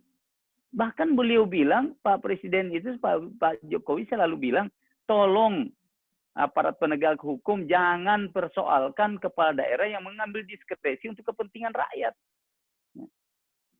Sekarang misalnya di masa pandemi, ini bukan soal diskresi lagi, ini dilindungi undang-undang. Undang-undangnya jelas, ini kondisi darurat nasional. Yang namanya kondisi darurat nasional, kita pemerintah daerah bisa menggunakan apa saja demi rakyat. Jadi kalau ada orang mempersoalkan koordinasi dan sebagainya, saya melihat sebenarnya bukan persoalan di situ, bukan soal koordinasi. Ini tergantung masing-masing daerah. Kalau coba misalnya Bupati Boltim, tidak peduli dia mau ada BLT apa dia tidak, semua rakyatnya diberikan bantuan. Coba. Tapi kan ini yang harus dilakukan sebetulnya oleh kepala-kepala daerah hari ini. Jangan nunggu terus dari pusat, dan nunggu dari pusat, nunggu BLT dari pusat, rakyat sudah duluan mati. Jadi saya kira ini yang saya melihat ya. Jadi perlu ada keberanian besar dari para pemimpin di daerah di masa sekarang ini untuk melakukan hal-hal. Jangan terlalu tunggu dari pusat karena pusat sudah memberikan kelonggaran untuk itu. Jangan selalu berdalih bahwa ini aturannya begini, aturannya begitu. Saya lihat ada orang selisih paham soal desa. Ngapain tunggu-tunggu dana bantuan dari pusat? Kalau rakyat sudah susah, udah pakai APBD. Kalau rakyat, yang penting rakyat yang ngambil, jangan kita yang ngambil. Kalau kita yang ngambil, itu yang tidak boleh. Tapi kalau rakyat yang makan, prosedur urusan di belakang. Saya sering sampaikan, kalau saya bicara di Komisi 9, rakyat hari ini sedang mengalami masa bencana. Orang kalau terjadi bencana banjir, gunung meletus, kemudian tanah longsor, orang kaya, orang miskin semua di pengungsian. Tidak peduli itu. Orang di pengungsian, tidak ada cerita, kamu miskin, kau kaya, semua diberi bantuan. Hari ini rakyat kita sedang mengungsi. Mengungsi di mana? Mengungsi di rumah. Kalau pusat tidak kasih bagian, daerah dong yang kasih bantu. Jangan disayang-sayang itu uang daerah. Nah, ini yang saya ingin sampaikan, Pak. Jadi, saya kalau dalam kondisi hari ini bukan soal koordinasi dan sebagainya. Dibutuhkan di sini bagaimana kepedulian kita. Bukan cuma rakyat peduli dengan rakyat, tapi pemerintah, kepala-kepala daerah harus punya kepedulian yang besar kepada rakyat hari ini. Jadi jangan terlalu melihat prosedur. Tidak usah takut. Anda boleh saja menerobos prosedur itu kalau untuk kepentingan rakyat, jangan takut. Nah, ini yang jadi problem kita hari ini. Karena pertama, kalau kita mau tunggu satu komando, tidak bisa kita menunggu satu komando. Kita ada otonomi daerah. Pak Muhadam tadi bilang masih ada otonomi daerah. Masih. Saya merasakan sendiri bagaimana Bapak Presiden hari ini memberi begitu banyak keleluasaan kepada pemerintah daerah untuk mengambil diskresi itu. Itu baru di zamannya Pak Jokowi ini diberikan kewenangan yang besar kepada daerah. Dan saya rasakan waktu saya masih bupati. Kira-kira itu persoalan Adindaku tadi yang di Kendari. Jadi banyak daerah-daerah yang luar biasa hari ini. Kita lihat misalnya bagaimana kreativitasnya Bupati Banyuwangi. Bagaimana dia sistem ATM tadi itu. Dia melihat, oh ini persoalan daerah ini, persoalan daerah ini. Akhirnya dia cuma membuat kreasi. Alhamdulillah, semua bisa berjalan dengan baik. Transparansi data. Sehingga rakyat, kalau hari ini kita semua serba menunggu. Kira-kira itu yang jadi problem. Kemudian soal aturan-aturan, sekali lagi saya ingin sampaikan bahwa kita Indonesia ini terlalu banyak aturan, karena terlalu banyak aturan itulah sehingga membingungkan kita sendiri. Itu yang bikin pusing Indonesia ini, kan terlalu banyak aturan. Maka mudah-mudahan ke depan aturan ini disederhanakan sehingga orang tidak bingung, orang hanya berpikir bagaimana rakyat bisa selesai. Contoh hari ini lagi kita berhadapan dengan soal BPJS lagi. Nah, saya bilang Kalau BPJS terlalu ribet, kembalikan aja ke daerah. Dulu waktu saya masih bupati, saya tidak pakai itu BPJS. Saya bikin aturan sendiri, saya dengan peraturan daerah, rakyat saya bisa berobat dengan KTP di kelas 3 di rumah sakit di seluruh Indonesia. Tanpa ada batasan. Sekarang BPJS naik. Bagaimana problem di lapangan? Luar biasa problem ini kita hari ini. Saya kira itu hal-hal yang ingin saya tanggapi. Tadi Ibu juga saya ingin tanggapi sedikit. Ini salah satu contoh kita. Karena ada daerah yang betul-betul keras menerapkan PSBB, ada daerah yang longgar-longgar. Itu problemnya. Padahal kita ini berbatasan. Di satu tempat, misalnya di sana sangat ketat pengawasan orang keluar, di perbatasannya itu longgar. Akhirnya, jadi kita tidak sama semua. Jadi kita berharap sisi ke depan gerakan sosial masyarakat civil society ini berharap untuk terus memberikan masukan kepada pemerintah daerah, supaya kita semua sama-sama lah melihat persoalan COVID. Kita tidak sama melihat persoalan COVID ini. Ada yang melihat ini adalah persoalan biasa-biasa, ada yang melihat ini sangat serius, sehingga penerapan kebijakan juga di lapangan berbeda-beda. Saya kira begitu Pak Moderator, Pak Dokter juga Ibu Yeti, dan adinda saya Pak Laude. Terima kasih. Siap. Terima kasih Pak Anwar atas tanggapannya. Untuk selanjutnya langsung saja saya persilakan kepada Kak Muhammad Billy dari Paguyuban Kangnong Banten untuk bertanya. Saya ingat lagi untuk langsung ya Mas, to the point dan ditujukan ke siapa. Terima kasih. Assalamualaikum, selamat malam. Izin pembicara yang saya hormati. Saya izin bertanya, yang pertama adalah untuk Bapak Anwar Hafid. Saya menyadari bahwa, mohon tanggapannya Pak, saya menyadari bahwa kementerian lembaga ini pimpinan-pimpinannya misalnya menteri, termasuk mitra Bapak di Komisi 9, menurut saya kurang memahami mengenai apa yang disebut dengan incident commander Pak. Sehingga kalau tadi berbicara banyak penanya bilang ATM ke Korea Selatan dan lain-lain, kita tahu tadi yang disebutkan oleh Pak Muhadam juga, masalahnya di koordinasi. Masalahnya banyak yang berjalan-jalan sendiri antar kementerian lembaga. Padahal untuk berbicara kedaruratan, itu kita bisa belajar dari kabupaten kota yang sering banyak bencana, yang punya penanganan bencananya baik. Gitu. Yang saya tanyakan, apakah dari DPR sendiri, dari Bapak sendiri di Komisi 9, apakah sudah menyadari bahwa memang kementerian lembaga ini tidak patuh dengan insiden commander ini? Sehingga perlunya ada aturan ke depan mungkin untuk insiden commander ini seperti apa batasan kewenangannya.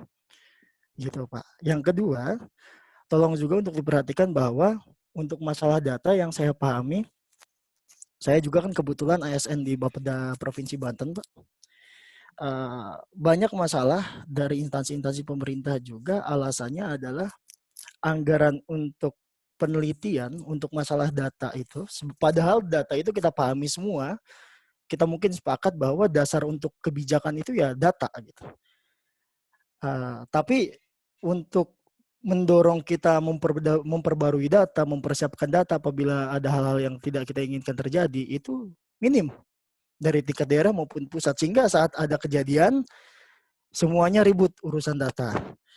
Dan kita punya BPS, Badan Pusat Statistik, tapi tetap indikatornya BPS itu selalu, kita tahu setiap tahun banyak indikator BPS itu tidak sesuai dengan apa yang kita butuhkan di lapangan, tetapi tetap tidak dirubah. Batasan tahun ini kriteria keluarga miskin A, B, C. Tahun depan, udah tahu waktu tahun lalu tidak sesuai dengan apa yang kita butuhkan di lapangan, tetap juga A, B, C, sehingga tidak ada perbaruan. Dan yang terakhir, izin menanggapi juga bahwa saya kira tadi yang dari Pak Muhadam Labolo sampaikan mengenai desentralisasi, betul Bapak, saya sendiri dari awal sudah sadar sekali bahwa tidak ada konsistensi antara pemerintah pusat.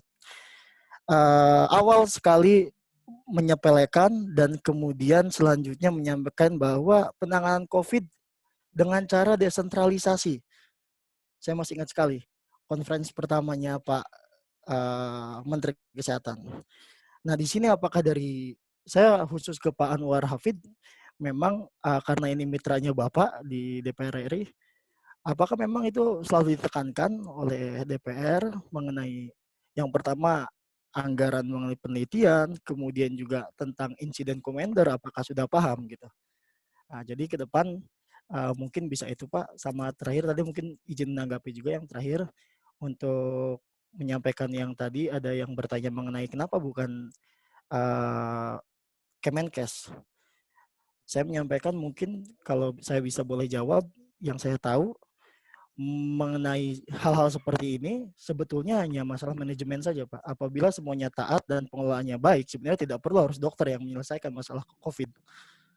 Tetapi apabila itu memang ada insiden komandernya, ada komandannya, dan memang batasan kewenangan antara kementerian lembaganya itu jelas, sehingga tidak dominan sendiri-sendiri, mungkin ini bisa diselesaikan dengan lebih terlihat petanya seperti apa, Pak. Mungkin demikian, terima kasih. Terima kasih. Untuk selanjutnya langsung saja ke Mas Kak Yogi dari Universitas Bengkulu. Saya persilakan. Oke, terima kasih. Selamat malam. Assalamualaikum warahmatullahi wabarakatuh. Malam. Ya, ini ada 2 pertanyaan terkait tentang penanganan COVID di Indonesia. Yang pertama yang saya ingin tanyakan kepada Bapak Anwar Hafid, ini masalah tentang data kemudian kebijakan yang dirancang oleh DPR itu sendiri dan pemerintah. Nah, karena kita ketahui banyaknya data dan sumber data, kemudian tadi disebut ada dari BPS, kemudian ada dinas dari Kementerian Kesehatan, artinya ada simpang siur data. Nah, harapannya nanti kan harapan Pak tadi adalah untuk membuat satu pintu data. Nah, tetapi pada saat ini kebijakan sudah dilakukan. Artinya data-data yang didapat tadi kan simpang siur. Simpang siur. Kenapa dilakukan kebijakan padahal data-datanya belum lengkap, Pak? Itu pertanyaan pertama. Kemudian yang kedua adalah saya ingin bertanya kepada Pak Muhadam terkait tentang sentralisasi dan desentralisasi tadi. Kita ketahui pada saat ini bahwasanya antara dari pemerintah pusat sampai yang bawah pemerintah daerah adanya distorsi perubahan terkait tentang pemahaman kebijakan itu sendiri. Akankah nanti kita mengulangi lagi, Pak, pada masa adanya sentralisasi, mengingat banyaknya kebudayaan, kemudian banyaknya pemahaman yang membuat harapan-harapan tentang permasalahan publik ataupun permasalahan yang ada tidak bisa diatasi. Apakah sebaiknya mengingat dengan keadaan seperti ini, kita kembali kepada masanya Presiden Soeharto untuk mengatasi permasalahan ini, Pak? Terima kasih, Pak. Ya, untuk selanjutnya saya persilakan kepada Mas Bima Maulana dari UNS Universitas 11 Maret untuk bertanya. Baik, terima kasih atas kesempatannya. Alhamdulillah kita bisa berjumpa untuk diskusi ini. Yang pertama saya ingin menanyakan kepada Bapak Anwar Hafid. Jadi mengenai tentang masyarakatnya sendiri, Pak. Ketika tadi sudah dibahas tentang kebijakan, kemudian juga pemerintah juga berturut serta dalam merumuskan kebijakan, bahkan kebijakannya banyak membuat bingung seperti itu masyarakat. Bagaimana sih sebenarnya tata kelola pemerintah ini, khususnya dari anggota Dewan, untuk membangkitkan daripada kesadaran masyarakat itu untuk pencegahan COVID? Masih banyak, Pak. Saya lihat di sekitar saya, di Sukoharjo itu ya, Pak, Jawa Tengah, ini sudah ada yang sih malah ke pasar atau kemana nggak pakai masker, kemudian kan parahnya ya santai-santai aja, apalagi di masyarakat desa seperti itu. Bagaimana sebenarnya itu atau anggota dia bisa cara pemerintah itu daripada pencegahan COVID mendukung yang kepada Pak Anwar untuk Hadim, saya ingin bertanya mengenai dari daerah sendiri, Pak, karena memang banyak sekali daerah Indonesia itu berbeda wilayah, ya. Apakah bisa didengar kembali? Ya, bisa. Ya. Bisa. Ya, Pak Muhadim. Ya, Pak Muhadim. Ya, Izin bertanya untuk daerah sendiri Pak, karena memang tidak dipungkiri di Indonesia itu kan dari Sabang sampai Merauke, dari Miangas sampai Pulau Rote itu berbeda latar belakang budaya dan pola perilaku masyarakat. Ini yang menjadi perhatian dari pemerintah, tidak hanya terus-menerus regulasi yang dari pusat seperti ini, dari seperti ini. Daerah juga turut serta, apalagi tokoh-tokoh daerah dalam pencegahan COVID ini. Nah, bagaimana sebenarnya pemerintah itu untuk menyikapi antara adanya perbedaan budaya ini, Pak, antara pola perilaku masyarakatnya sendiri dalam pencegahan COVID? Memang tidak bisa dipungkiri untuk disamaratakan semuanya seluruh Indonesia mengenai bisa jadi regulasi itu tidak sesuai dengan kepribadian masyarakat ini, masyarakat itu seperti itu. Apakah spirit otonomi yang Bapak Muhadin katakan itu menjadi kunci utama? Terima kasih. Wassalamualaikum warahmatullahi wabarakatuh. Terima kasih atas pertanyaannya. Mungkin untuk selanjutnya boleh untuk ditanggapi secara langsung oleh pertama kepada Bapak Anwar Hafiz. Dipersilakan untuk menanggapi terkait tadi yang terkait ya, monggo Pak. Selamat terkait. Ya, terima kasih. Yang pertama yang saya ingin tanggapi, yang pertama berkaitan dengan soal satu komando ya. Satu komando dalam rangka penanganan COVID ini. Kita memang perlu ketahui juga bahwa kita ini tidak pernah membayangkan akan menghadapi ini persoalan. Yang kita hadapi selama ini paling ada kasus-kasus tertentu, kasus-kasus virus-virus tertentu yang tidak seperti COVID-19 ini. Itu yang pertama. Jadi kalau orang main tinju, ini kita tidak pernah menyangka dapat dapat pukulan yang telak sehingga kita kelimpungan. Kira-kira begitu kondisi kita, kondisi pemerintah, kondisi masyarakat. Nah, saya kira satu komando yang disampaikan aturan, perlu ada aturan. Saya sangat setuju itu. Itu yang perlu barangkali memang ke depan kita dorong bersama-sama, kami juga untuk supaya ada prosedur tetap yang mungkin perlu dengan undang-undang. Ya. Sehingga ada kepatuhan kita bersama untuk lebih khusus kepada instansi pemerintah. Karena instansi pemerintah saja gaduh, gimana rakyat tidak gaduh. Ya, saya kira-kira begitu yang pertama. Jadi saya sangat setuju. Adinda. Yang kedua, saya sering menyampaikan di dalam rapat dengar pendapat dengan Menteri Kesehatan. Salah satu penyebab semua juga ini karena memang kita belum siap dalam hal pembangunan kesehatan di Indonesia.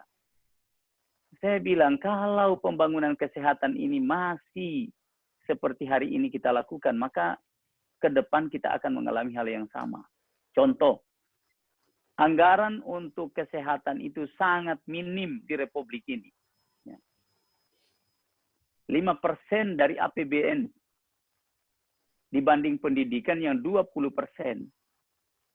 Jadi ketika terjadi COVID-19 ini kita semua kelimpungan, APD kita tidak ada, kemudian rata rumah sakit yang menangani ini sangat terbatas, tempat isolasi tidak ada. Ini yang membuat, jadi kita benar-benar kena tamparan yang luar biasa karena kita tidak siap. Kenapa tidak siap? Karena memang kita lama ini, kita menganggap pembangunan kesehatan itu hal yang biasa-biasa. Jadi mudah-mudahan ke depan, saya sering menyampaikan, mudah-mudahan dengan adanya COVID-19 ini, sudah tiba saatnya pembangunan kesehatan ini menjadi prioritas pertama di Republik ini. Jadi jangan 20%, kalau perlu lebih dari 20% alokasi APBN dialokasikan untuk pembangunan kesehatan kita. Sehingga ke depan pasti kita lebih siap, baik dari sisi fisik, kemudian tenaga medis kita, tenaga kesehatan kita lebih siap. Itu sebenarnya problem utamanya, karena kita tidak siap. Bayangkan kita alat pelindung diri saja itu hampir di puskesmas di mana tidak ada. Bahkan di rumah sakit tertentu juga sangat padahal ini kan standar kesehatan yang biasa. Di negara-negara maju, biar bukan COVID-19, mereka menggunakan alat pelindung diri seperti itu. Nah, ini kira-kira satu hal yang saya tanggapi tadi. Kalau kita melihat bagaimana pembangunan ke depan sehingga tidak terulang seperti ini, solusinya adalah pembangunan kesehatan harus menjadi nomor satu. Alokasi anggaran kesehatan harus bisa menjadi prioritas utama baik oleh APBN, APBD tingkat 1 maupun APBD tingkat 2. Saya kira kalau kita semua sudah pembangunan fisik kesehatan kita siap, kemudian tenaga medis kita siap, saya kira kita tidak ada problem. Virus apapun yang masuk kita semua sudah siap. Nah itu. Lembaga penelitian kita ini berjalan ini. Sekarang penelitian kita baru jalan setelah COVID. Gimana? Nah itu yang pertama. Kemudian yang kedua tadi soal penerapan aturan PSBB ini. Langkah yang diambil dengan PSBB ini adalah langkah yang kalau saya menilai setengah hati. Karena kita tidak ada payung hukum, aturan hukum di dalam PSBB itu yang bisa orang secara tegas. Kalau di Korea seperti disampaikan tadi, memang karena sistem pemerintahannya di sana yang kekuatan pemerintah sangat besar. Di negara kita yang sekarang menganut sistem demokrasi yang begitu bebas hari ini, itu kalau tidak menggunakan kekuatan dengan tangan besi, saya kira tidak bisa, Pak. Kalau sekarang kita hanya himbau. Nah, yang kedua, kita menerapkan PSBB juga setengah hati. Katakanlah, kenapa setengah hati? Kita suruh orang tinggal di rumah, tapi kita tidak tanggul, kita tidak bisa jamin makanannya.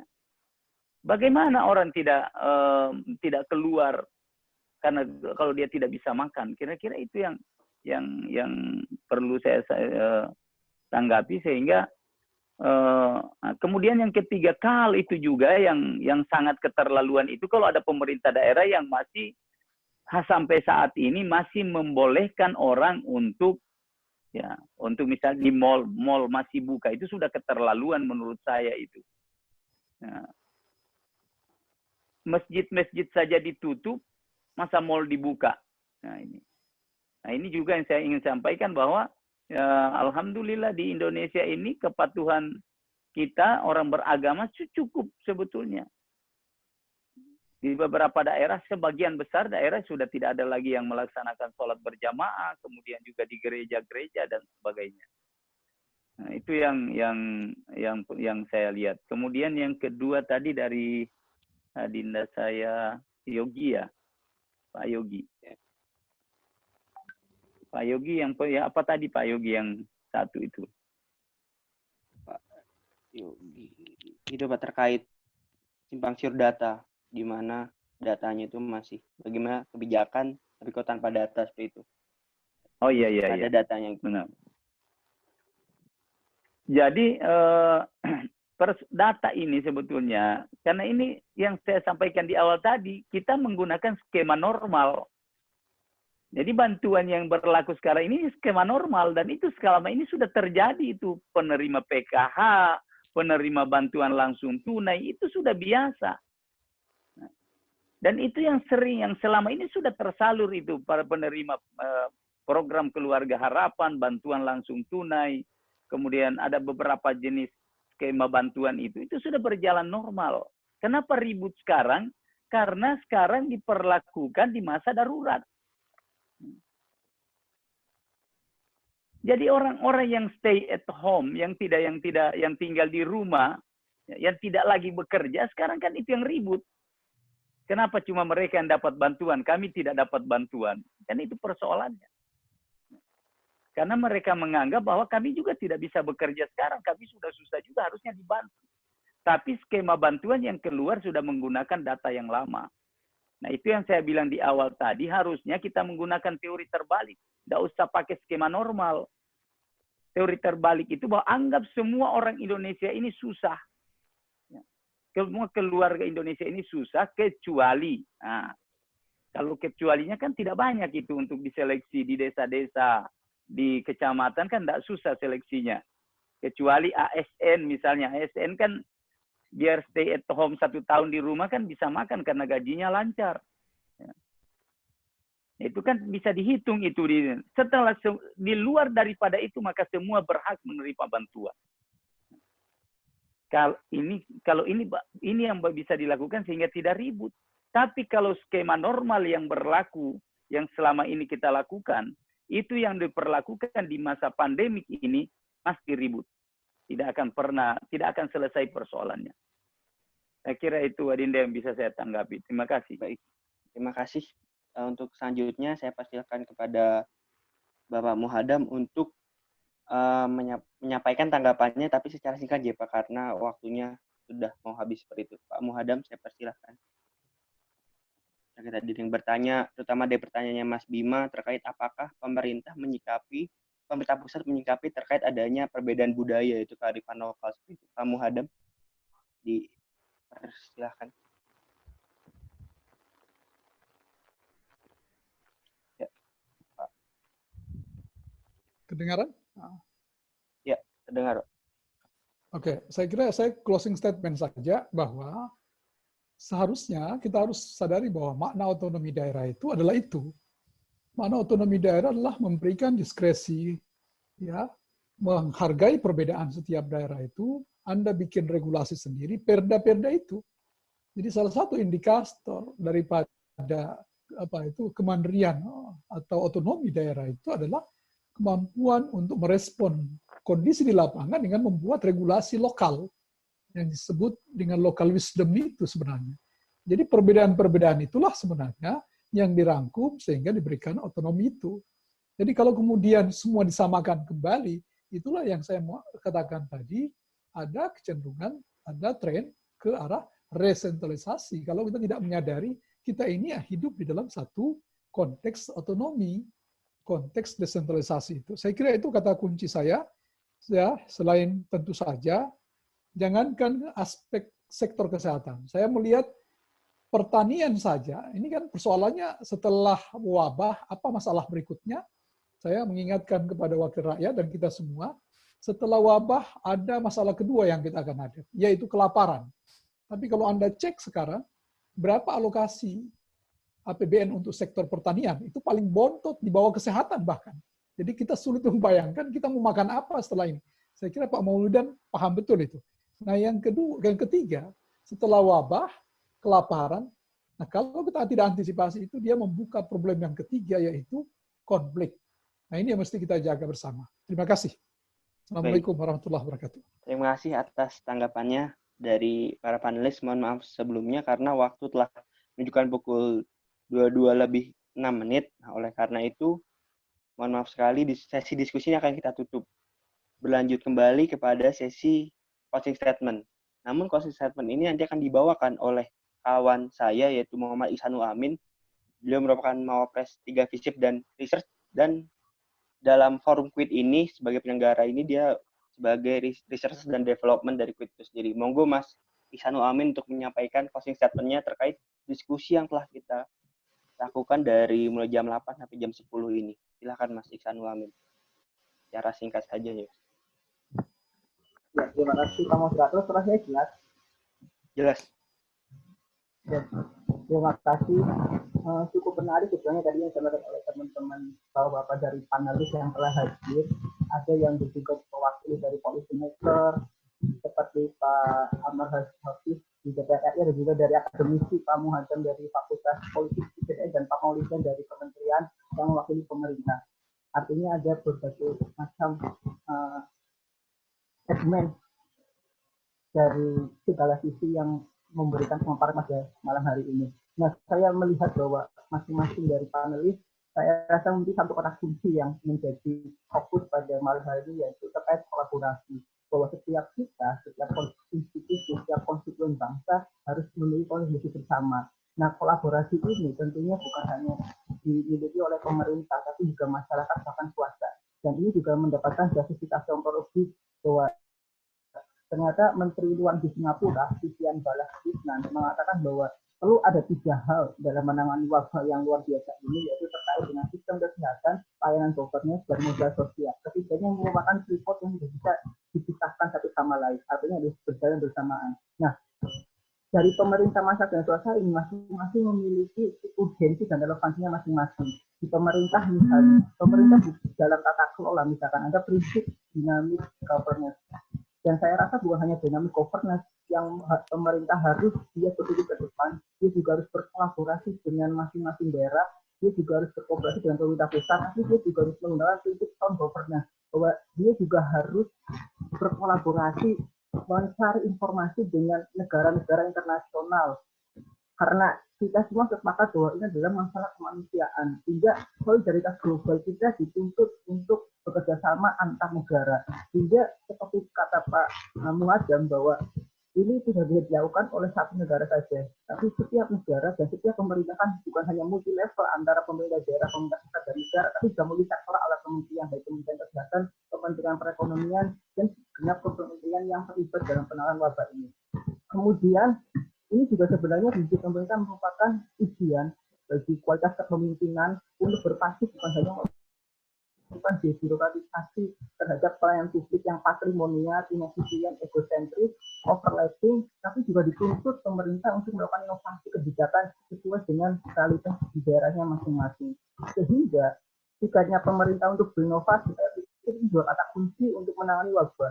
Ini karena setiap daerah memerlukan transfer pengetahuan anak individu dengan menghadapi program PDB lokal dan lingkungan kebijakan. Sehingga adaptasi dan kolaborasi kebijakan ini bukan semata-mata reaksi pasif pemerintah terhadap tekanan eksternal, tapi ini merupakan langkah pendekatan yang proaktif dari daerah yang tidak selalu dikekang oleh pusat, sehingga kita bisa melihat bahwa setiap daerah memiliki kebijakan yang asimetris tergantung dengan daerahnya masing-masing. Sehingga prinsip inovasi juga dibentuk dengan kontekstualisasi kebijakan yang sesuai, juga eksekusi yang benar-benar relevan sampai ke bawah.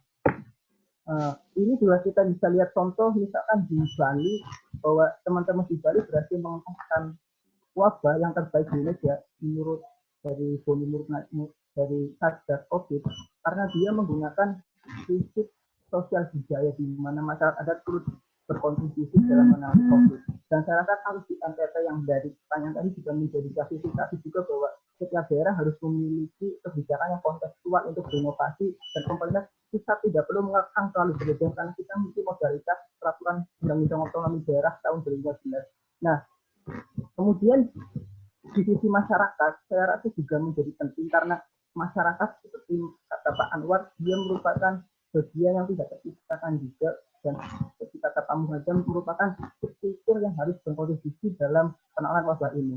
Sehingga masyarakat bukan hanya dalam media sosialnya memiliki bonding, tapi juga bisnis dan LinkedIn. Dia bukan hanya terintegrasi dalam satu komunitasnya saja, tapi itu juga harus ada kombinasi vertikal. Bukan hanya horizontal antar komunitas, tapi juga vertikal dengan pemerintah.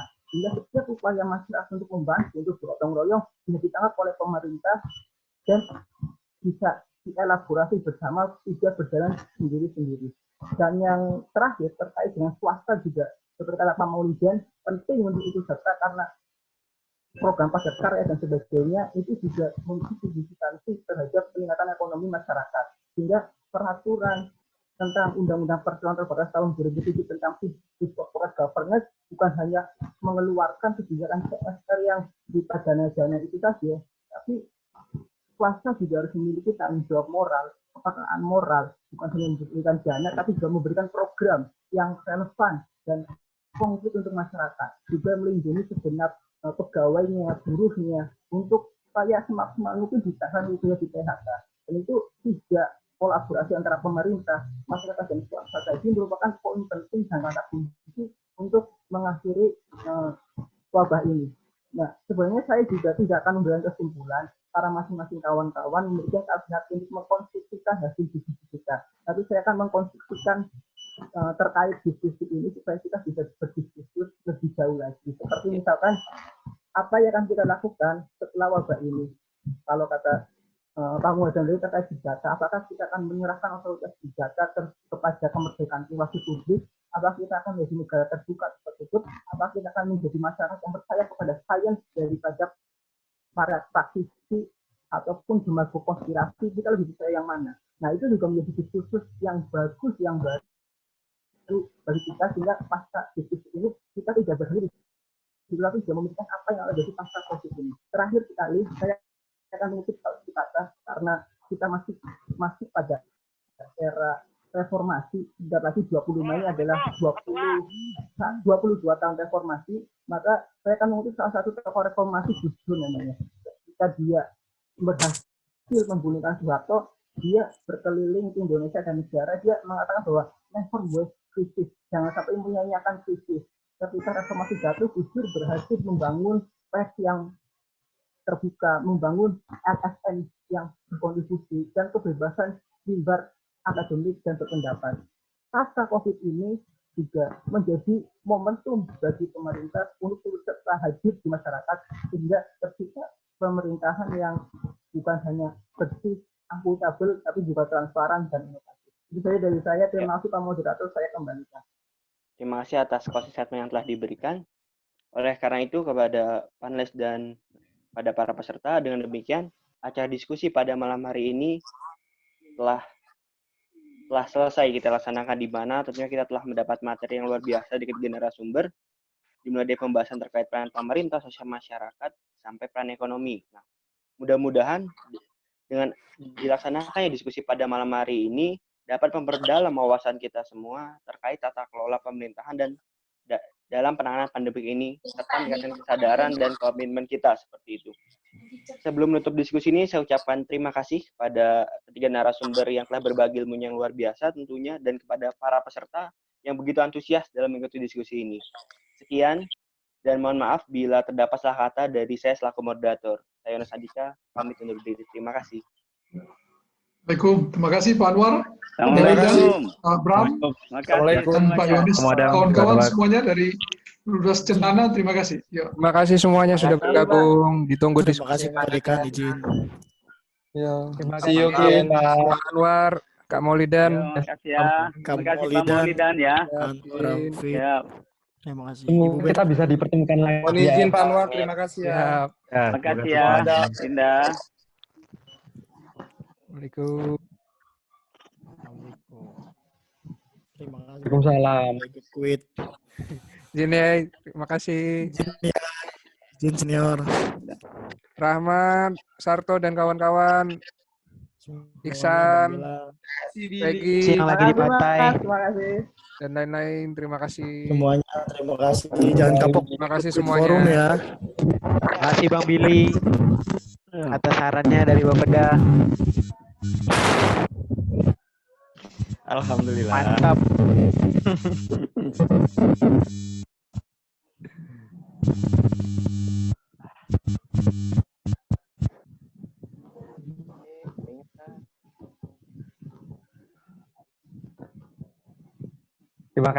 Terima kasih semua.